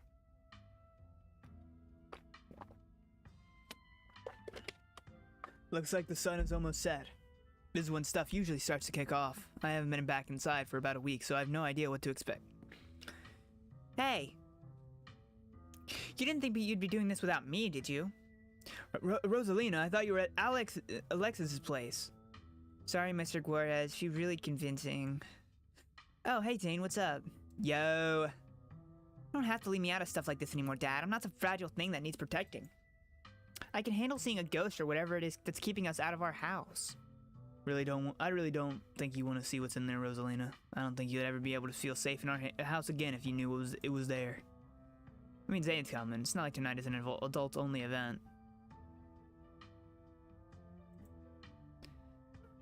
You know?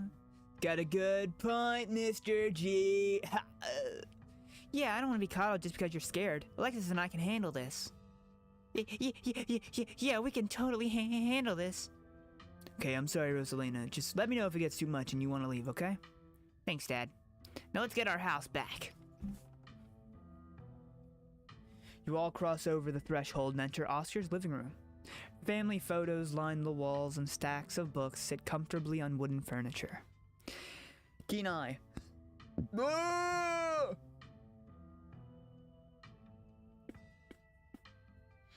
Look at him.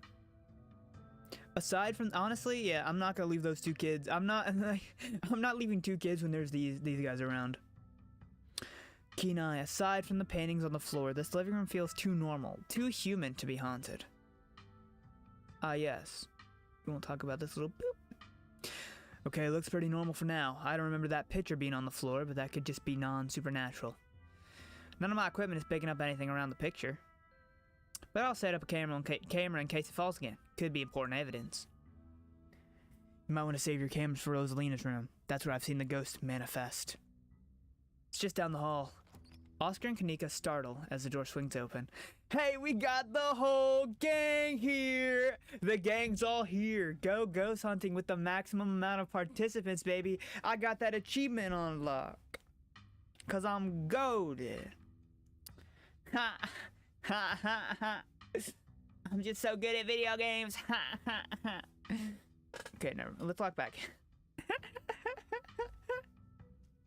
Hold it! You're not taking my cousin along on any more of your hijinks without me. Yay! We got the whole gang. Honestly, I didn't know if I didn't know if that was gonna like. If I was gonna. Oh, look at poor Gretchen. Hold on. Let's get the squad. Oh. Let me get the... Yeah. Look at poor Gretchen. I love Gretchen, dude. She always has the funniest faces. I didn't know if there was like a secret way to that maybe you could, with the right amount of traits, get Reese to come. You know what I mean? But... Hold it, you're not taking my cousin along on any more of your little hijinks without me. Tabby! I can't believe you had the audacity to give me the slip earlier today, Muddachu. After I explicitly asked you not to. At least you did me the courtesy of letting me know exactly where you'd be tonight so I didn't have to waste my time looking for you. Great, she made it. Wow, Muddachu, you really brought the whole gang together today. I have every right to be here, Kanika. My family built this place, you know. Yeah, I know. We all know. Muddachu, what made you think inviting her was a good idea? I like her. We're friends. Hey. We're friends. Slings arm around Tabitha's shoulders. We're pals. Come on. You look at that little smile. So much drama. So much drama. I love drama. I live for the drama. I live for the drama. I love the drama so much. Really? No, I'm just here chaperoning. Wow, Muddachu, do you have any idea how hard it is to get these 2 in the same room? This is amazing. Yeah, amazing. That's a word for it. Sounds like we're in for an interesting night. Hey, I'm glad I didn't stay in the same town with the people I went to high school with. No wonder small towns have so much drama. I wonder if the ghost will even show with this many people around. Oh wait, is it just me or does it suddenly feel colder? Sure does. I definitely felt that. Same. I got. See. No, he doesn't have an idea. Mr. Krabs, I have an idea. It goes to Mr.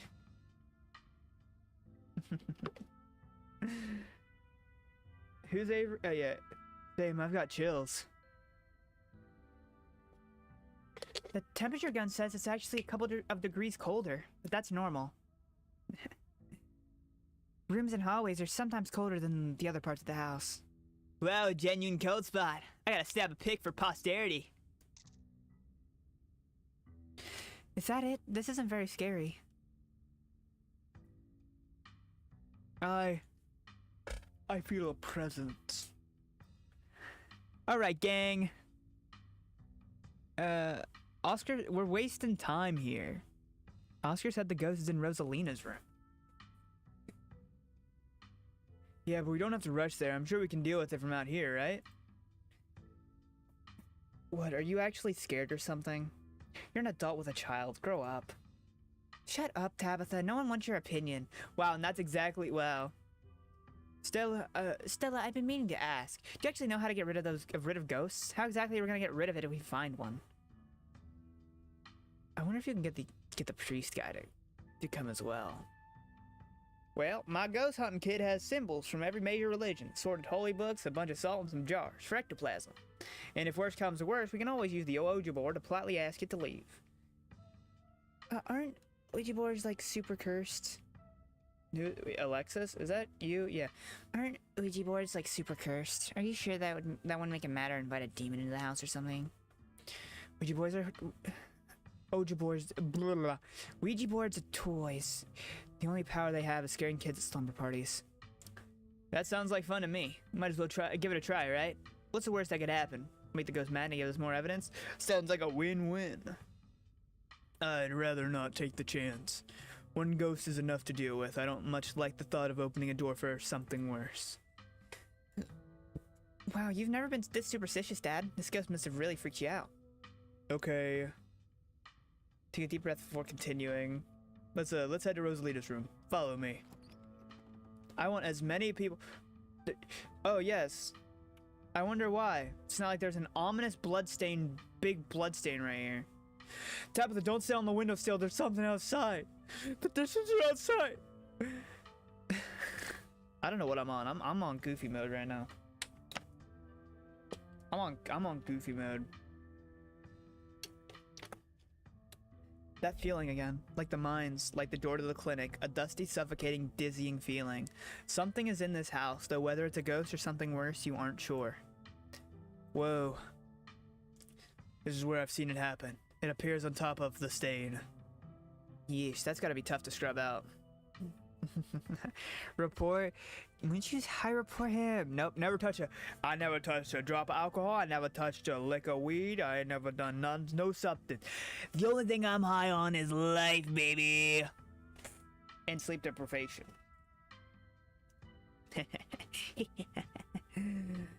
Yeesh, that's gotta be tough to scrub out.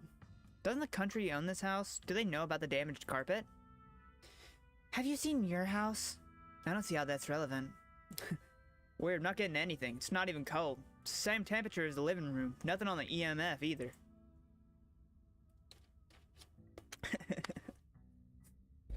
Admit it being high.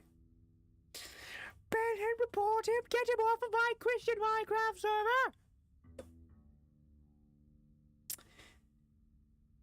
Then your equipment is wrong. The stain is definitely paranormal. No, okay. Then your equipment is wrong. The stain is definitely paranormal. I've scrubbed it out too many times to count. It just keeps coming back. It's just a stain, Dad. Can't we just cover it up? I don't mind sleeping in here. Maybe we have to scrub it out first. Could be that the paranormal stuff will activate if we give it a reason to. Oh, good idea. Never heard of a bleach-activated ghost before.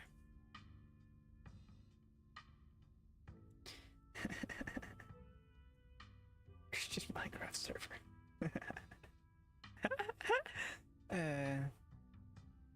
Oh really?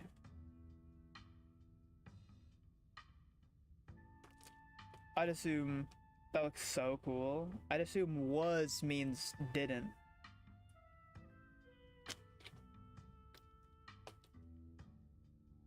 But I need I need 100,000 blocks for a mega church.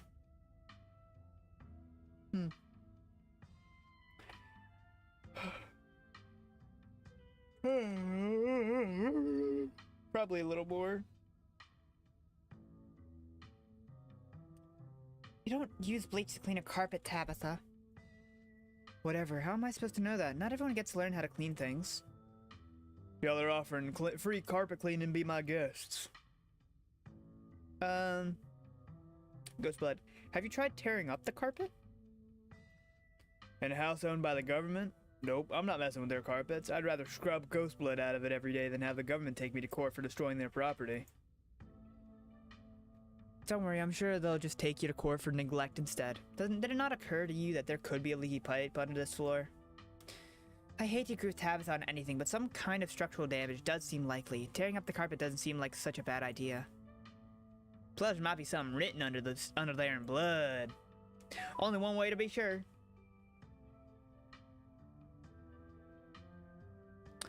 Stella excitedly starts tugging at the corner of the carpet. Oh dear. You're doing the government a favor, really. We'll cover for you. You don't have to sweat it. Stella pulls back the carpet, revealing carpeted over this hatch. Didn't want anyone going down there. What if there isn't a ghost after all? What if someone lives down there? Okay, maybe I don't want to sleep in here. There's a broken seal around the edges. Someone didn't want us down there. Yeah, but how long ago was it sealed up? Whoever did this has got to be long gone now. Long gone, right? There's no basement in this house. At least we weren't told about a basement. Look, all this red stuff coming out from underneath. Yeah, this is super haunted, all right. You got a basement full of ghosts. Got a basement chock full of ghosts. I can feel it. Still no readings, though. None of the equipment is made of sound. Of course not. Y'all know last month was super rainy. It's clearly been a long time since anyone stepped foot in the basement, or crawl space, or whatever it is under that hatch. Must have been a leak that flooded the whole area under the house. Water dissolved the chalk around the edge and leaked through to the carpet. It's red because North Carolina has red dirt. Simple as that. Oh. Can I get a red? Hey, I need a big red circle and a big red point. I need a big red pointer and I need a big red circle. Mud mention. It's not mud. It's not mud. It's blood. Human blood. I tested it. What I need to fix? What happened? Oh no! Everything's dead! Did it just die? What is with this? I don't know what is with this internet. Sometimes it just dies. And it starts a whole new stream for some reason. I hate... I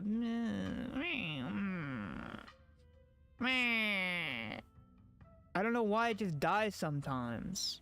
I wish you wouldn't do that on Twitch.com.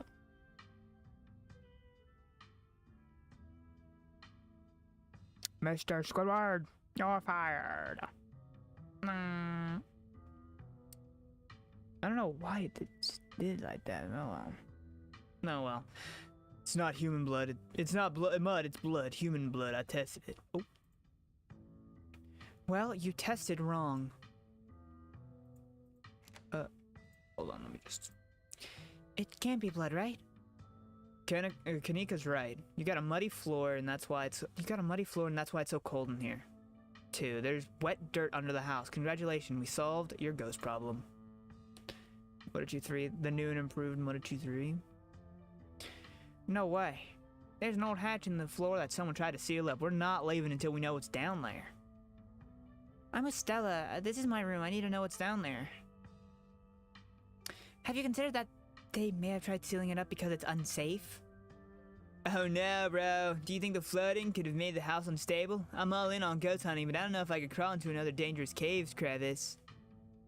I'm going for it. Oh. You come to an Oscar's living room. You can tell what time it is. You can't tell what time it is, and your friends are nowhere in sight. The building feels colder. There's something about the air that feels wrong. It's stale, with an undercurrent of mold and earth. It makes you feel claustrophobic, as though you're in a coffin, each breath depleting what little oxygen is left. How did we end up back in here? Where is everyone? Did we pass out? Was there a gas leak in the basement or something? She keeps ditching me. What? What are you talking about? Is fainting some kind of weird family thing? Is there a genetic condition I need to be worried about? Not that I'm aware of. Nothing like this has happened before you got to town. Who knows what kind of sort of nastiness was festering in that basement? Cousin marches to the front door and opens it. Why does it look like Oscar's house is in front of us? Didn't we just leave? I must just be misremembering things. Let's go. No, you're right. There shouldn't be a door there. Clearly, whatever was in the basement is messing with our heads. She just left Oscar's house. The library has to be on the other side of that door. The two of you cross the hallway and open the door. Oh, something isn't right. Feels like a late summer afternoon. The air is warm and wet, and the scent of flowers drift on the breeze. Please tell me I'm not the only one seeing the scratchy shadow in the distance. Tabitha, please tell me I'm not. Tabitha, please tell me I'm really not the one seeing that scratchy shadow in the distance right there. Tabitha, please tell me I'm not the only one seeing that scratchy shadow in the distance. You're not. What is that thing? Am I having a stroke? Are you having a stroke? Are we both having the same stroke at the same time? Do you see the creature that, that's one of the bad omens. Oh, wait, which one? This one? Wait, where's the... There's a horse. Ram. Oh, is it talking about the guy on the left? Is it talking about this fella? And the thorn? That's one of the bad omens Stella and I found in the woods. Ew.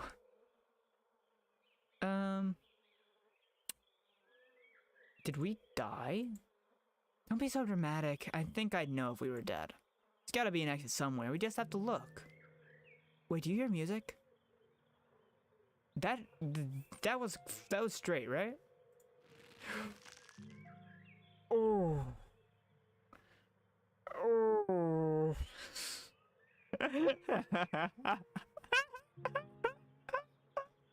That scared the crap out of me.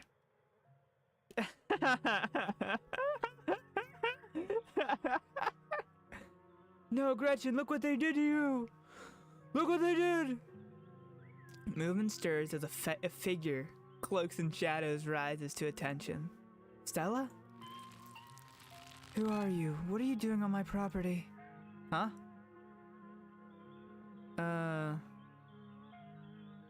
Holy smoke, Stella, you scared me. Yeah, cut it out. Did you say Eddie? No one's called me that in a long time. It's Edward Dean now. I'm not a child anymore. Edward Dean, Eddie, you gotta be kidding me. Alright, Edward Dean, can you show us the way out? Don't encourage her. I wish I could say the same. Wish I could say the same. You should have gone. You should have stayed gone. You absolutely shouldn't have showed up here of all places. If you're caught, I don't think you understand what Father might do. Oh my, I wouldn't want to cross. Oh my, I wouldn't want to cross Father. I shall be away at once. Okay, what is this? What kind of scene? Wow, great job, you got me. You can stop now. Flash of pain, Stella's eyes tell you that she's keenly aware of everything that's happening right now. She is in agony. I can't. It's not that easy for me. My brothers were sent to Normandy, and now I'm the only Scarlet left besides Father. I have responsibilities, Charlie. Shut up, shut up! She can't. She's clearly possessed. I'm more important than your responsibilities. She can't. She's clearly possessed. By what? Edward Dean Scarlet? It's Tabitha tenses. Should just get out of town while you still can. Whatever you came back for, it's not worth it. I'll get you out of here, Stella, I promise. She's gone along with the shadow in the corner of the room. Well, we must have taken the wrong door out of the annex. We're getting out of here before anything happens. No, we have to go after Stella. Hold my hand, Tappy, I'm scared. We should hold hands for safety. We have to go after Stella. Absolutely not. We are not being drawn deeper into this weird garden greenhouse, whatever it is. She yanks your arm, pulling you back the way you came. Where did the annex go? Let's just open the door. You step forward and open the door. Oh. Bells ring as a cacophony rages outside. The doors in front of you pulsate as figures unseen bang against it. The shaded figures from the garden sit in the corner, ever so slightly more defined. Are you kidding me? This is messed up. We need help. Oh, hey, can we like not get close to the bloody pickaxe? That'd be great. Please let this call go through. Tabitha anxiously taps her foot as she waits for her phone to connect. Hey, it's what? No, it's Tabitha. Didn't you see the caller ID? Stop interrupting me. You can't hear when I'm... Your cousin is cut off by the dial tone of a disconnected call. Great, you couldn't hear a word I said. Looks like we're on our own. Oh, hello. Junior, pack your things quickly, hurry. Rosalina, you scared... Oh, maybe we should run him out on a rail too. Make an example of the whole family.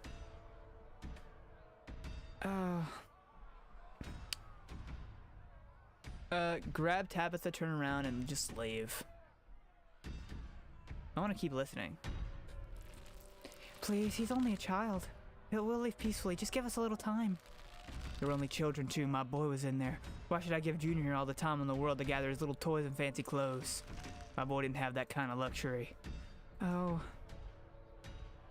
Oh. The collapse, Junior leaving. It's starting to come together. Do you know something?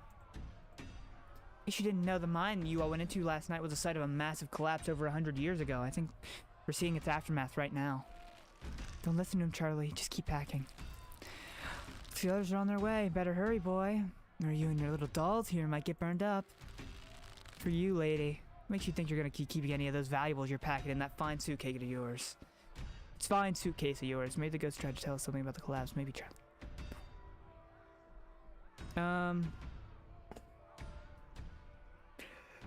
I told you that your sounds like a window wiper.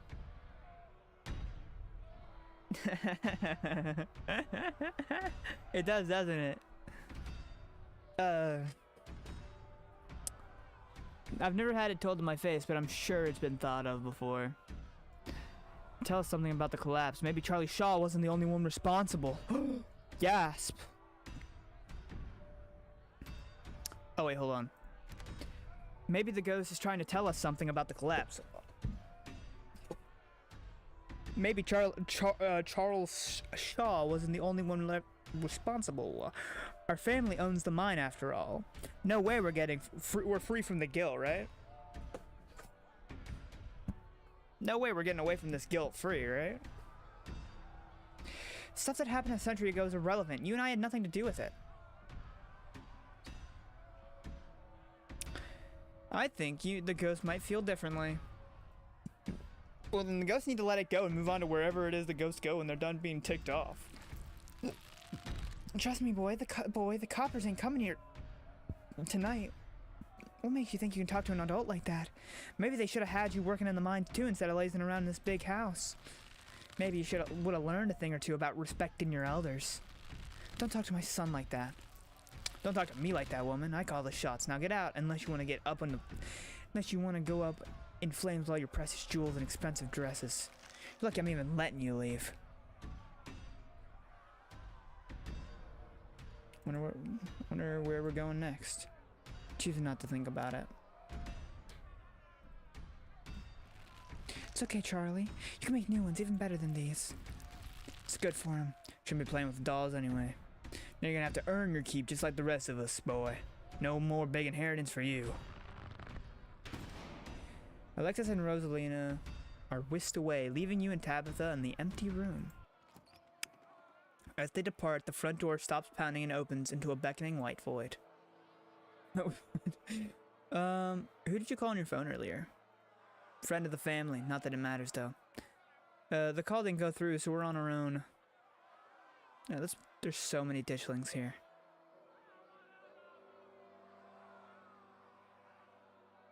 Okay, let's put our heads together. What do we know? We know that we can't leave, and we know that we're not possessed, at least as far as we can tell.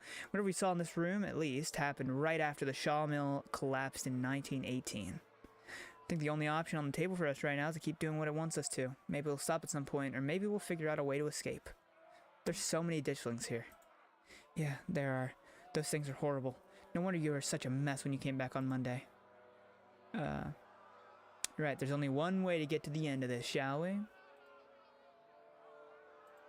Yeah, let's get this over with. You and Tabitha walk up to where the pounding door used to stand and step into the void. You're outside and it's night, a false moon looming massive in the painted sky. The night feels thick and warm, the insects lively, their calls unnaturally tiny. Everything feels warped and wrong, like you're listening to a record fished from the bottom of a pond. What magic words do I have to say to get you to let us go? I'm sorry, okay? Whatever my family did to take you off, I'm sorry. You poor dear, I've been keeping track of you scuttling around town like a tomcat. You've fallen hard for Miss Edward Dean, haven't you? Zamir, the shadow keep getting closer.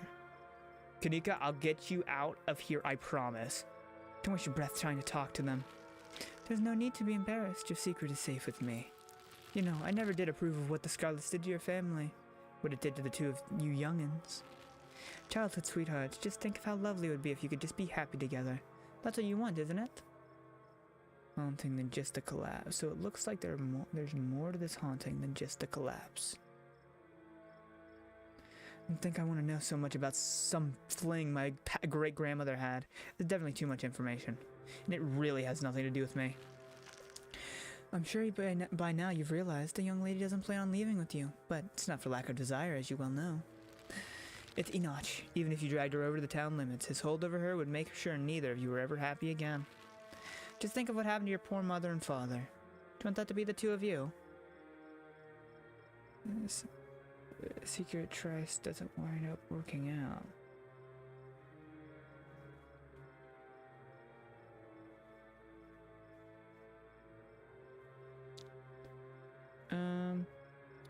What do you know about Enoch, Tabitha?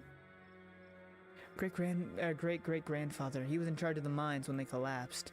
I don't know much besides that, so don't bother asking.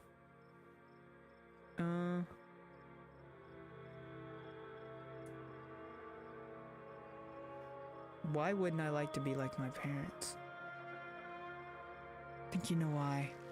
Powers at work here are stronger than even your love could withstand. You need to break the bonds holding her here. Then you can both go free. No more misfortune, not for you, not for anyone else bold enough to step foot outside the holler. Kanika mimes handing you something, though her hand is empty. Everything you need to know is on the map.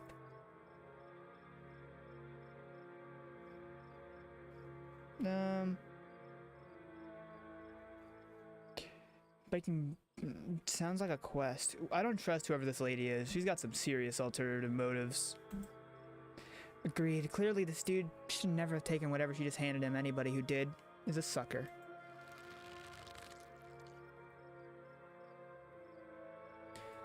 That's where you'll find them. You'll need her there. And be careful. Good luck to the both of you. I hope you get your happiness. Gets pulled away and then she's gone. Tabitha sighs.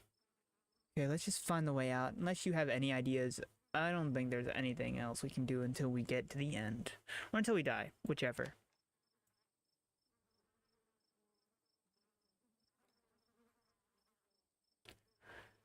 Did it die again? I'm seeing a big red bar on my OBS and I feel like it might have died soon.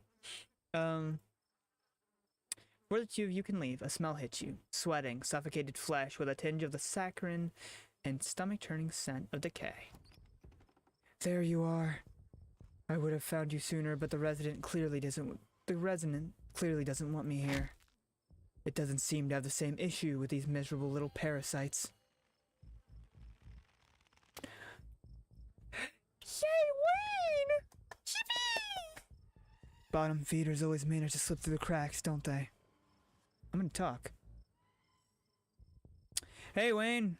You wanna figure this out with us? Don't talk to it. Let Muddachu speak. I'm no enemy. Don't listen to it either. What an unfortunate situation you've been dragged into, Muddachu. I don't think that girl is any good for you. Stella, was that her name? Seems she's skilled at finding trouble. Maybe I should pay her a visit soon. If she makes it out of here alive. Gasp. Taps the bolts for the underbrush, desperately pulling you along. Bottom feeders. No, Wayne! Stella. So Wayne is connected to the ditchlings.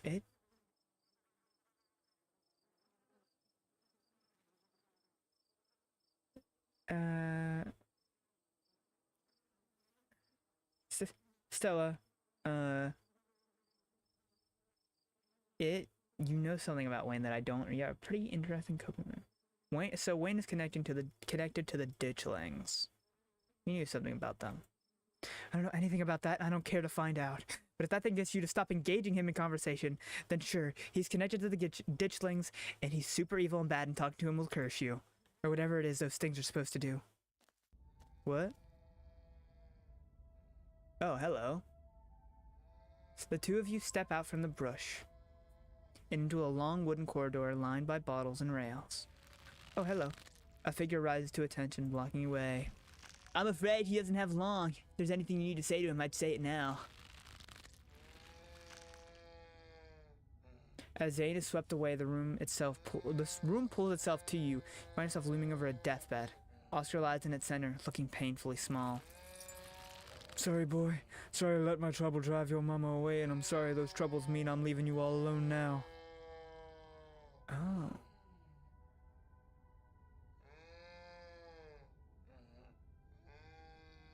It's okay, I forgive you.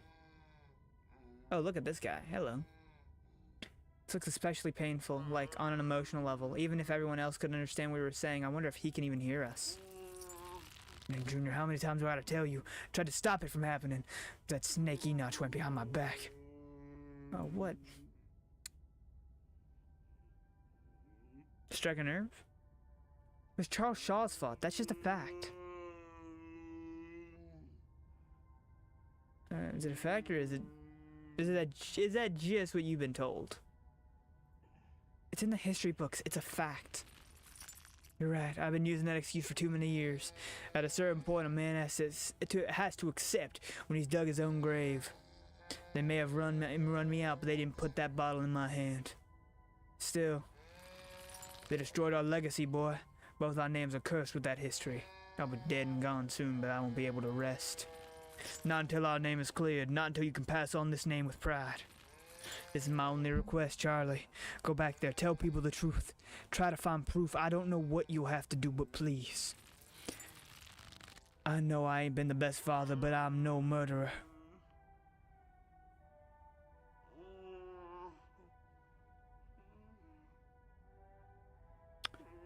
So, wait. This is after the scene with Rosalina and before the scene with Stella. That sounds about right. Then the scene with Kanika. I wonder how many more of these there are gonna be. Dang, boy, I may not have till in the morning. Promise me. Promise you'll be back. And really show that Enoch what for. I promise. Oh. You watch as Oscar's body seizes and falls through the sheets, taking the rattling pile of bottles with him. The ghost is so full of it. This ghost is so full of it. Your cousin steps forward and disappears through the hole left in the bed, leaving you to follow. You find yourself pressed uncomfortably against a trellis. A small castle sits off to one side of the wall, and the bars of a prison loom over both. Both all of it and all of you. Hold on, I'll be right back. I will be right back. I'm gonna take a second. It seems like a good... I was waiting for a good place to break. There is no good place to break. This is just boom, boom, boom, boom, boom. Hit after hit after hit after hit.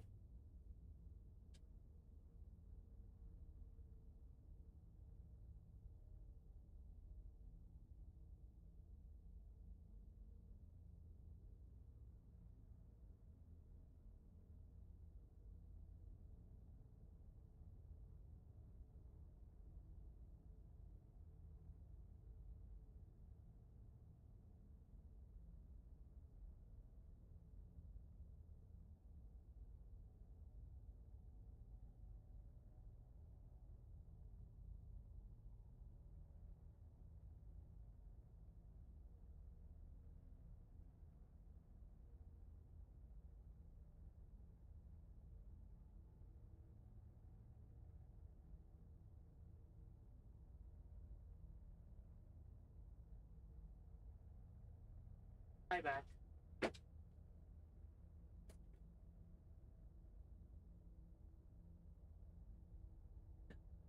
Ah.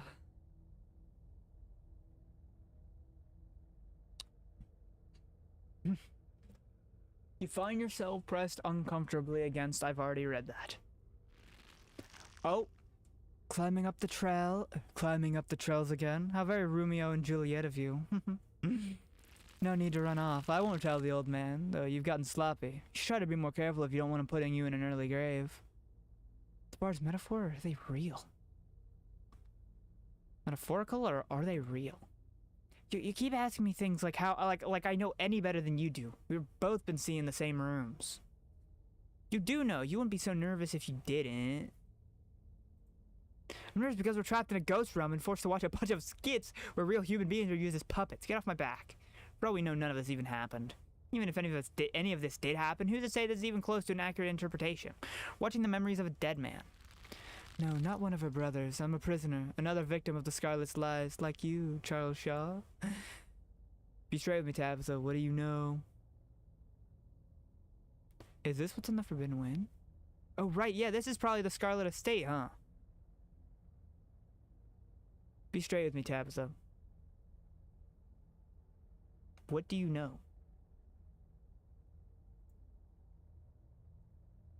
Okay, fine, sure. Maybe it's possible the old Scarlets let Charles Shaw take the rap when they could have stepped up and taken more responsibility. Why do you think I'd know the details? That's the sort of secret people tend to take to their graves. And we're an important family around here. I'm sure a lot of people feel like they've been victims of us because we're easy to blame. Your generation makes no difference. His blood runs in your veins, does it not? And now it runs in hers. Yes, it seems your little tryst bore fruit, and oh, will you ever be in trouble when the old man finds out? Tabitha's eyes go wide. You know who this is. Quit dodging. What? Did it die again? Or is it just giving me that again? Did I look away for 5 seconds and it die again? No, it didn't. Okay, dope. Excuse me, that's private? Wait, I'm gonna be a daddy? You do know who this is. You do know who this is. Quit dodging the question. Shh, let it talk. I think this might be important. You know you don't have to keep dangling there. Come inside. You'll be able to hear me through the door just fine.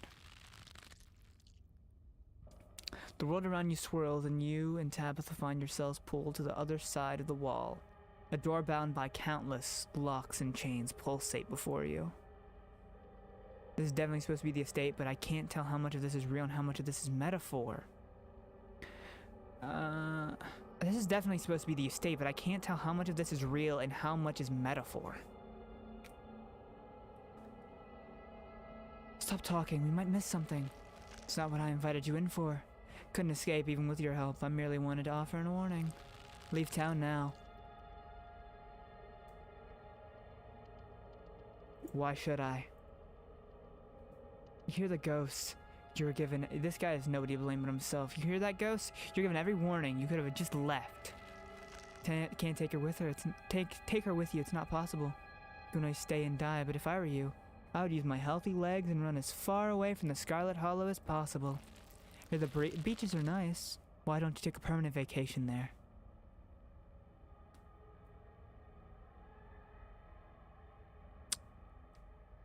Remain silent. You've been talking to the witch then? How very interesting. Charlie, get away from the door. Don't listen to it. Stella. There can't be much more to these memories. Figure out a way to free you soon, Stella. There can't be much more to these memories. I hope we do. How does it know that? Oh, bye-bye. This is too much. I just want to go home. Do you feel sick? I feel sick. Can we talk now? What do you know about this place? Tell me everything. Why were you riveted by that conversation? Charlie isn't related to us. That's what you're asking. I know that much, I think. I guess there were some family secrets I was never let in on. I was just surprised. Come on, the quicker we get through this, the quicker we can get out of this ghost place, hopefully. You and Tabitha walk after Stella into the darkness. Oh. You and your cousin find yourself crouched under a large table. Stella stares through you as indecipherable murmurs and shuffling feet echo from the ends of the table. I don't know why, but this feels so much worse than the last room. They're so lovely. Sure I can keep one? Must have worked very hard on them. Yeah, the same song I started playing when Stella first showed up. I guess we're supposed to be the kids. She's doing a baby voice. They're so lovely. You sure I can keep one? You must have worked very hard on them. You've got to be near the end, right? The music is the same song that started playing when Stella first showed up. It has to be. Yeah, I think you're right. What a creepy scene to end on. Can't believe that ghost is making Stella humiliate herself like this by doing a baby voice. It's embarrassing. I'll try to keep it away from my brother so he doesn't smash it. Though I wish I could move it like you can. And you can even do the voices. You know, you could probably make real money if you put it on a show for people. Well, they're a bit obsessed, right? He's got a thing with puppets.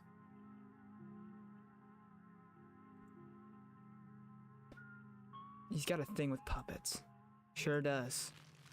Traveling show, and you want me to be there too? Oh, could we go to towns along the beach? Heard the Outer Banks are the most beautiful place in the world. Again with the beach. Again with the beach. I get it. If I ever get a vacation, that's where I'd go. Thank you, Charlie. I've always wanted to see the ocean. Kenai, you see the tiniest shimmer of tears in Tabitha's eyes. She blinks and they're gone. There, are you done now, Charlie? Can we leave? Everything crashes to a thunderous black before you or Tabitha can get in another word. Uh-oh.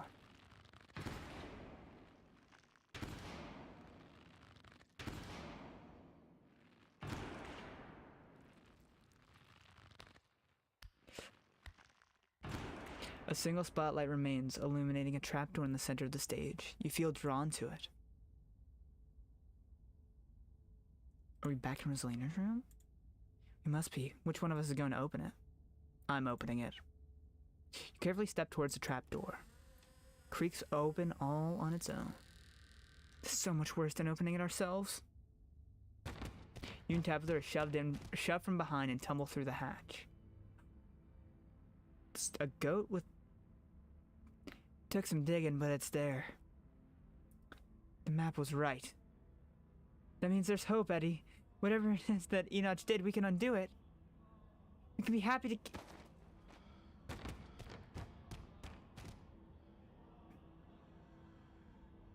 Eddie?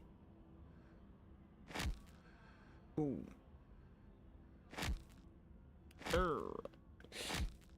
Yikes. I'm actually gonna be sick this time. Your cousin violently heaves into the void, but nothing comes up. There's nothing here. This place is completely empty.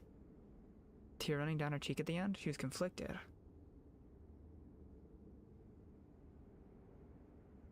So whatever it is that Enoch did, we can undo it. Oh, didn't mean to do that. Glad I clicked the wrong one, though. Did you see the tear running down her cheek? At the end, she was conflicted. I didn't, but that's a good point. This whole thing isn't very fair, you know. We only saw one side of the story.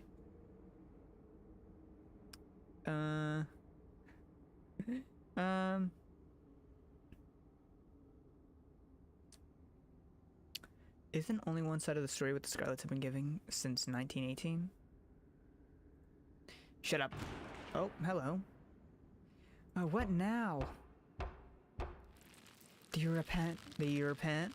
Do you repent for your crimes?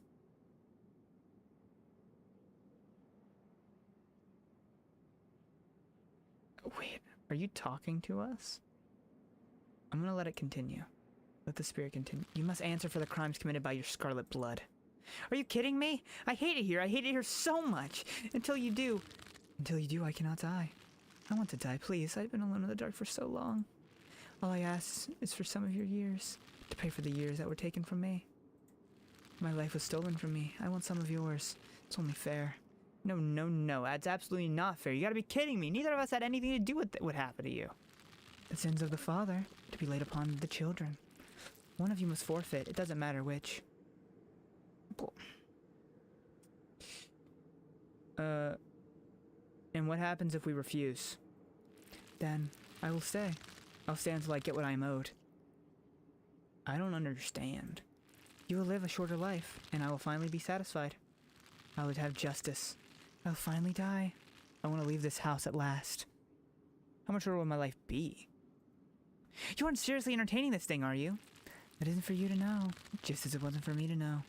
One day sooner than you'd like, you will die. I hope I didn't come too late. Mom. All of you had better get out of here before the spirit regains its composure. This is certainly a strong one, isn't it? Don't worry about the others, they're safe. I got your call, Tabitha, but it definitely was not easy getting down here. Get us out of the pit, Sybil. Tabitha, I don't think it's wise to leave something like this where anyone could stumble across it. Why is that my problem? Once something doesn't, it wants something, doesn't it? And I think you know which of you should volunteer. You must be joking. You're the eldest cousin. You're the one who's actually lived in this town. It's only right. Absolutely not. We should just leave. I'm not giving you the demands of some dead guy.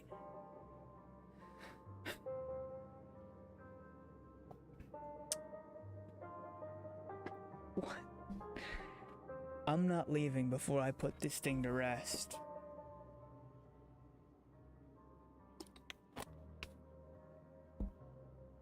I'm not leaving before I put this thing to rest. You take a step towards the spotlight. As you move forward, you feel Tabitha's hands on your shoulder. Medici, what are you doing?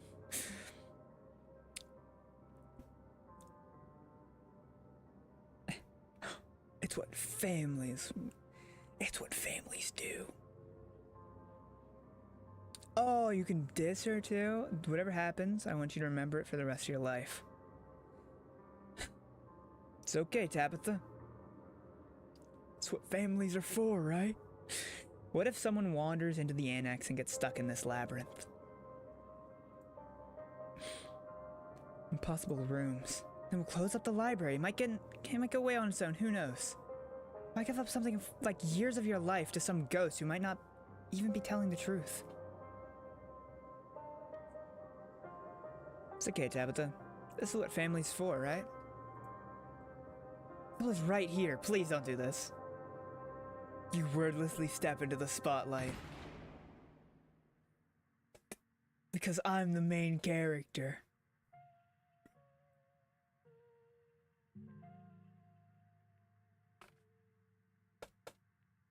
And it's what a main character would do.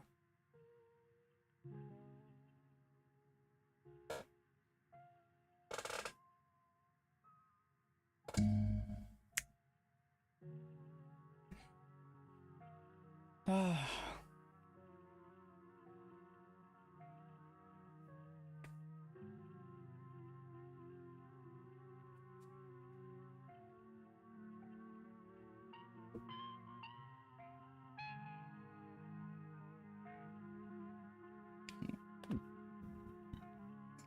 Goodbye.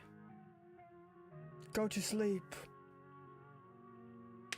And have a good night, my friend. Rest after your hundreds of years. Rest.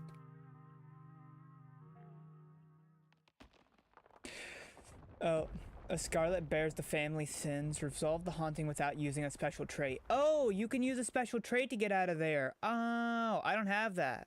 I know what it would take. I do know what it would take to get there, but yeah. If I had, like, there's one, I think it's, like, Mystical. I think if I had Mystical, I could probably get it. I could probably schmoove. Get out of that. But oh well. For the first time in what feels like hours, the earth around you feels solid, real, but also soft. You feel it pressing in on all sides, cold and growing tighter by the second as the soil settles. Claw your way out. Your arms tear at the earth until they break through into the air. Look behind you. As you gasp for breath, you take a look into the pit behind you. Charlie's mummified remains stare up at you, sad and broken at the bottom of the pit. You're only able to maintain your gaze for a moment before exhaustion overwhelms you. With the last of your strength, you hoist yourself up from the pit and collapse onto the floor. You feel like death. Is this blood spatter there before? No, Marichi, what happened to you? You look awful. It's done, Tabitha. If you have any regrets, keep them to yourself. You try and think of words to say, but you're still delirious from what happened, and you struggle to form coherent thoughts. Come along, Marichi, let's get you home. You quietly walk towards the stairs. Sybil lends you her arm and guides you out of the library, Tabitha trailing close behind. You're outside. It's real this time. The cool breeze chills you deeper than it should, and you realize just how drained you feel. Your legs are heavier, harder to lift as you make your way down the steps of the library. Your lungs wheezing as if you've run a marathon. You can almost feel how pale your face has become, your lips dry and thin, your hands almost trembling with the effort of raising them to your face as you trace the new lines and furrows that have formed there. No, I'm so old. I'm gonna go wait by the car. Just let me know when you're ready to go home. Your cousin walks off before you get the chance to respond. I'm gonna peace out to you, bro. Back-to-back encounters with my own mortality. Got a lot to ponder. See you, Rosalina. See ya, Alexis. Zane walks off down the road. I'm so sorry I wasn't there for you early in the night. I had no idea what you all were planning to do. How were we supposed to know it'd be like that? Things have been strange around town, sweetie. Now's not the time to be poking around in the supernatural. Thought you learned that lesson yesterday. But magic isn't real. I mean, it's not supposed to be. That hurt. Everything is so... Kanika stops mid-sentence as you realize what's happened to you. Oh my... Marichu, you poor thing. My bones were meant to be bent like that. Gonna be hurting for a few days at least. Marichu, did you... Better be over. I feel like I aged at least a decade. I'm so sorry. I don't know how I could possibly make this up to you. So it's true then. The ghost really took away years of your life. Afraid so. Everything in this world has a price, and those years were unfortunately what it took to put that spirit to rest.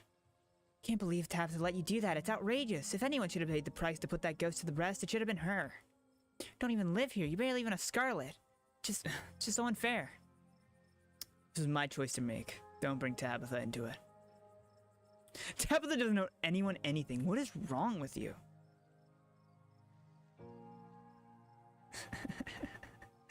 Amazon, she was buying an interesting cosplay. Good thing she didn't. She didn't put it in my cart. Yeah, you might want to like sign out of all accounts on that front. This is my choice to make. Don't bring Tabitha into it. See, this is why Tabitha should have done it. Your life has changed forever and you're just okay with it. I agree, it is unfair, but I did my best to sway her, and what's done is done. There's no use dwelling on things. No, you can... There's a button that's... On the website, on the Amazon, you should be able to sign out everyone. Or you could change your password. If you change your password, I think it automatically signs out everybody. I agree it's unfair, but it's best to sway her. I did my best to sway her, but what's done is done. Trying to change is good. There's no use on dwelling on things. Kanika takes a deep breath and sighs. You know, Marichu, the salt and paper looks great on you. Maybe this isn't all that bad. Kanika. Sorry, just trying to be positive. Stella's way better at that. She okay? I was wondering the same thing. We just saw a ghost and she's just standing off by herself. It'd be a normal reaction from anyone else who'd seen a ghost, but this is Stella we're talking about.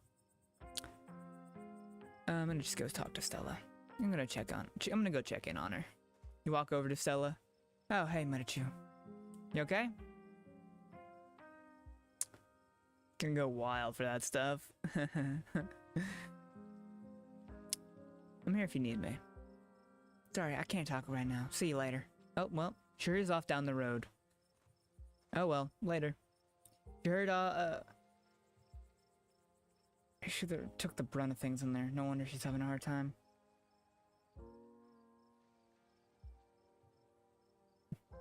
I think she took the brunt of things in there. No wonder she's having a hard time right now. Should we go after her? I think she just needs some time to herself. Stella's never been the kind to share her burdens, and I don't think that'll change just because somebody goes chasing after her. If anything, I'd just make her clam up even more. She's a strong girl. She'll be okay. And nobody here should be rushing after anyone right now. That goes doubly for you, Kanika. You don't want that cold of yours to get any worse. Better not get any ideas either, Marichu. You need time to recover. There is another carving in there. They keep giving me visions. Pretty weird coincidence, right? Tied to everything supernatural happening. Yeah, I wonder. If one is a coincidence, but two of them on back-to-back occasions? Like... And if you and Stella are right and there's another one in the clinic... Sorry, I'm a little lost. You've been finding carvings around town and they've been giving you visions? This is news to me too. Sure, everything here could stand around theorizing about this and that all night long. There'll be plenty of time for that tomorrow. What to do if you have the time? I'd love to discuss these visions over tea after you've had a chance to get some rest. Can't believe I let Rosalina go in there. How could I have been so careless? For everything she went through in that last day, how could I have let this happen? You tried to warn me. None of us took you seriously enough. Well, I should have done a better job of warning you. Should have known how bad it could have gotten in there. Shouldn't have let Rosalina come with us. Dad, what did I tell you? Stop blaming yourself. You couldn't have stopped me. You tried. We were just gonna sneak in after you. Yeah, Rosalina's gonna make us go in there no matter what. You didn't put a ghost in our house. That's not on you. I know you both have a difficult time of this, but the storm has passed. Things will start getting better from here.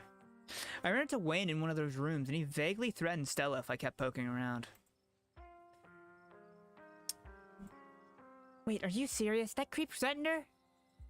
Should we be worried about her? He also crushed a ditchling with his bare hands. It's pretty sick, actually. That's just another reason we should keep our distance. Stella's smart. Hopefully she'll be okay. There was someone else in there, but that's my house. Rosalina and I live there. Did he say anything else to you? We don't need to trouble you for any details. No one's paying any mind to that man. Just a drifter. He'll be gone soon enough. In the meantime, steer clear. He won't make trouble. Were you all conscious the whole time? Everyone glances at each other. None of them give any of their years away. None of them gave any of their years away. You can see how exhausted. Oh, it's though none of them gave any. You can see how exhausted they are. How unsettled. Yeah. It was awful. Kind of fun too, but mostly awful. I'm pretty sure we remember everything. At least up until Sybil showed up and snapped us out of it. Do any of you know who you were supposed to be? No idea. The words just came out.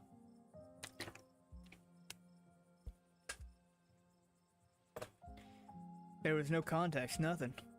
But there was a weird feeling, like an overwhelming guilt. I was so angry. I was mostly just scared. I didn't feel any of those. I felt... I don't know how to describe it. I felt powerful. I was just cold. I should head back with Tabitha. Should probably head back inside. It's starting to get chilly out here, and there's still work to be done to get Rosalie set up for the night. Don't be a stranger, and let us know if you need anything, Oscar. I will, thank you. All of you, again. I can't believe it's time for me to get my daughter home as well. But, Kaneko dear, you haven't been feeling well. You need to get some rest. Okay. I'll see you tomorrow, Marichu. Yeah, if I manage to get out of bed, then yeah. Wait! So wait. But, okay. So the sigil is the problem. I'm glad that I confirmed in my own mind that the sigil is the problem, because she was around the sigil, right? She was around the sigil, and now she's feeling sick, and I don't think she was earlier. So either she's just using that as an excuse, or something. Did it! Yay! Yippee! If I manage to get out of bed, then yeah. You and me both. Kaneko wearily treks back to the general store. Before I go, lays a hand on your arm, holding you back for a moment. Sure you have questions after everything you saw tonight, and what's happened to you, but let's not get into it here. Just had $250. Yeah. That would be... that's a big chunk of change right there. I am a Brooks College student. I think she's probably gonna be really confused when she gets back on it, though.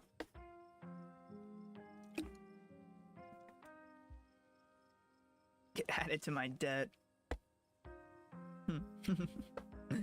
Think everyone could use a little rest and relaxation right now, yourself included.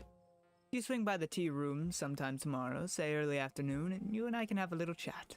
See you then, Marichu. Sybil leaves you and catches up to her daughter. You know, you can't help but overhear snippets of their conversation as they leave. Sent a text on my alt, tell her she was logged in on my account.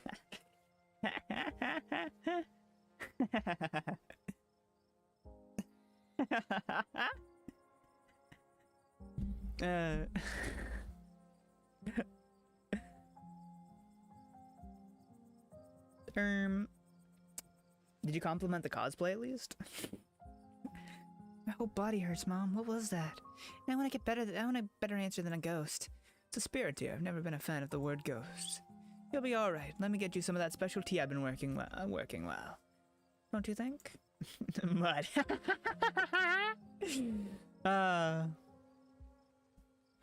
I'm so curious. You got to tell me what the cosplay was later. I'm so curious about what it was. You called it intro.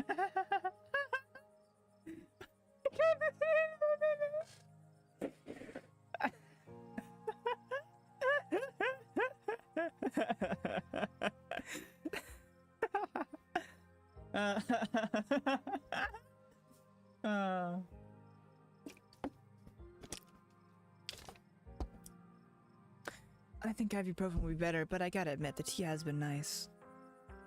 I'll put on the kettle as soon as we get home. Guess it's just the two of us now. I could roughly place most of the others. Seems like he was Charlie, no? She might tell you exactly what I told her. Do you regret coming along tonight? Can't believe you're the one being apologetic right now. These bruises are temporary, you know? Look, what was a horrible experience that will stick with me for the rest. That was a horrible experience that will stick for me with the rest of my days. But it was also kind of amazing for that. I don't know if it makes sense, but how many other people can say they were possessed by a ghost? What do you remember? So you have no idea who you were? I could roughly place most of the others. None whatsoever, but I remember everything. Like I said, and I remember that cold feeling. Prisoner of the Scarlets. Wonder what your family was up to back then. Guess we could add it to the ever-growing pile of mysteries. What do you remember? As far as I know, all of it. I might start forgetting soon, but for now it's all fresh. The twisting wasn't the most pleasant, but even though I feel like I got tossed in a blender, it honestly made me feel so alive. Guess you finally got some shared trauma with everyone now. Avery chuckles and grabs at their ribs, wincing. Yeah, I guess I do, huh? I know tonight was horrific, but it was also thrilling. And knowing we all went through it together, it makes it easier. There are people to commensurate with tomorrow morning, when that soreness really starts to set in. Which reminds me, I'd better get home. I'm supposed to have a shift tomorrow morning. Might have to call in sick, but that's hoping. But here's hoping a good night's sleep is enough to heal up. And hope you feel better soon. Let me know if there's anything I can do for you. Avery heads off, leaving the square in front of the library empty. Time to wrap things up here. Go back to the estate. And the car drive home. Yeah, this definitely was not here before. You better not call in sick, Mutt. I might. Might call in sick, just go, I'm so sick. So sick. As soon as you get into the car, the exhaustion hits of the night's events overwhelm you. The ache in your bones becomes a dull throb as your body sinks into the seat and your eyelids pull shut as if weighted by lead sheets. Sickness is not knocked. We're back. Do you need me to carry you inside? Dang, I was asleep for the whole ride. Physically on your deathbed. Dang, I was asleep the whole ride? You were. Now come on, let's get you to bed. You're back inside. The chill of the night breeze is a little better here, but your legs are numb with exhaustion. Have to imagine you want to go to bed? I want to talk about Wayne, really talk. Do you really have the energy to keep talking? You really don't want me to talking to him? What did he do that you're so afraid that I'll find out? What does he know that you're afraid I'll find out? I just know him. Please trust me when I say he's bad news. Back in the ghost, he was it. Does it really matter? I was scared in there, and right now I'm so exhausted I can barely think straight. Who cares if Wayne is a he or an it anyways? Either way, he's bad news, and you best steer clear. You might just collapse on the floor. You can barely stand right now. We're getting you to bed. You're too tired to possibly object. Don't get poking around looking for trouble. You just have to make it to the funeral. 4 more days, that's all. Then the bus comes. I'd like to stay in touch. Oh. I'd like to stay in touch after all this is done. We both got plenty of time to think that over. Anyway, night. See you tomorrow. Time to go to bed. Eater, eater. If you talk, breathe, or move, then no sick days. You don't even notice yourself entering the guest room and falling into bed. Suddenly you're just there, buried under your family's musty covers. It's Wednesday night. Nearly half a week has passed since you first arrived in town, and a little over half a week remains until the bus comes to take you home. The spirit of Charles Shaw Jr. has been put to rest at the expense of unknown years of your life. The specter of the night's events will linger over you for every day you have left, a grim reminder of the price you willingly paid for the crimes of a family you never met. Maybe it'll be easier in the morning. Maybe your joints will ache just a little less than they do now. Maybe you can still right the capsized ship of your now broken life. Maybe things will only get worse from here. Episode 4, wait, oh, whoa. Finish, and Street Smart, Keen Eye, and finish. Okay. 4 ways. If you'd like to save before continuing, please do now. I ain't got it. I ain't got the dog in me to continue playing this game. I ain't got the dog in me right now. Too late for that. Too late for that. Too late for that. Too late for that. Too late for that. Too late for that. Well, that was fun. I'll tell you what, I can't wait to come back and experiment with this game so much. Because there's so many different traits and combinations of traits that you can get. And there's some traits that really change up the game.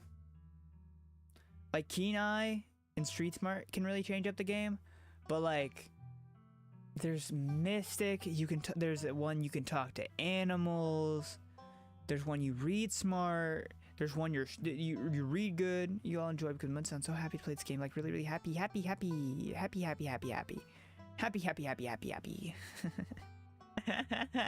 Yeah. There's like a strong trait. What is it? What is all the traits? There's like a strong trait. There's one where there's no other benefit than just being hot. Like you can just choose to be hot. That's like a whole, just yap. There's one that there's no other benefit than being hot.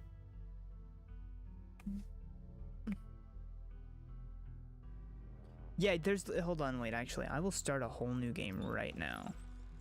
Name is Test123. My name is Tester. You live in the city of Testerville.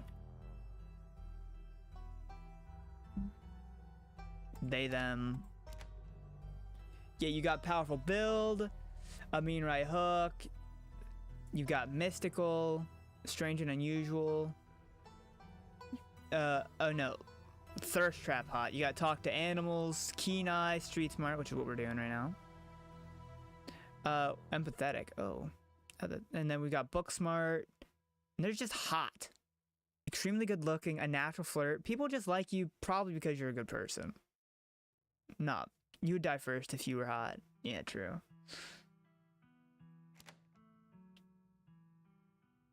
Hot weirdo, go.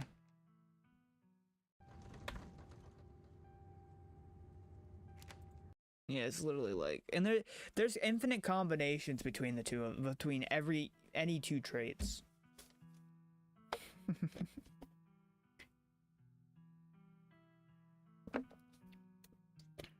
Infinite muds, infinite mud realities, infinite realities, infinite mutations, across the multiverse, across the multiverse.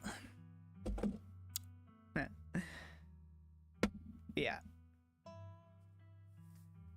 I'm ending stream here. That is a terrifying thought. No, I like that thought. I like that thought quite a lot. A thought of there being me and then more me is awesome. And I think there should just be more me all around, honestly. Bow. Bow, bow, bow. I really do. I gotta kick that windshield wiper laugh. Because I feel like I don't get enough air when I laugh, which is...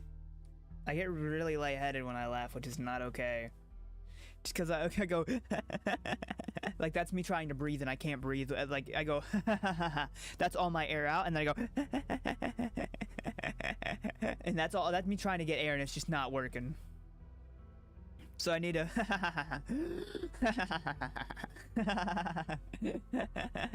See? Right there.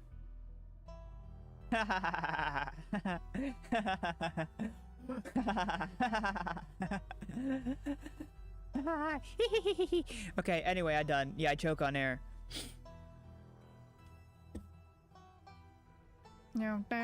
Down. Alright. I'm gonna end stream here. And I'm gonna go to bed probably pretty directly here soon. I'm very tired. I am. I'm very tired today. I woke, like I said, I woke up at like 10. Was it 10 today? Yeah, I think I woke up at like 10 today.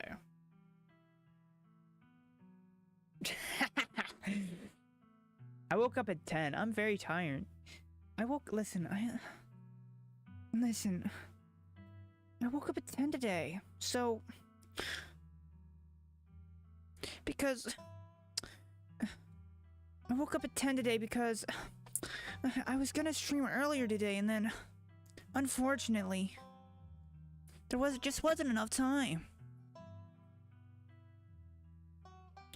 So I had to I'm fine right now. My party. You're right. No, you're so right. I totally forgot about Among Us.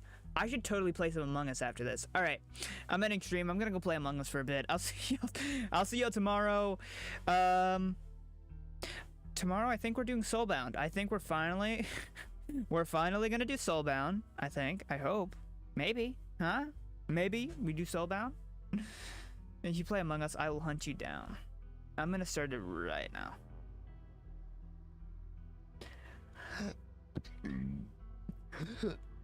You can try. Certainly won't succeed though. I'm a hermit. I live in the crest of the earth.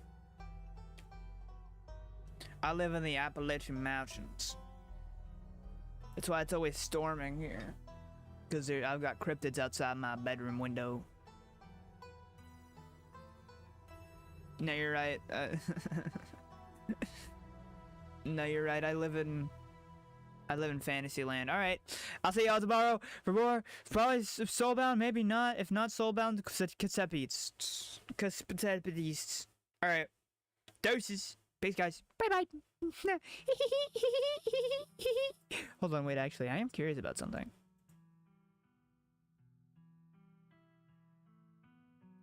I'm curious. Nah. All right. I'll see y'all for more. Peace. Shut up and leave with your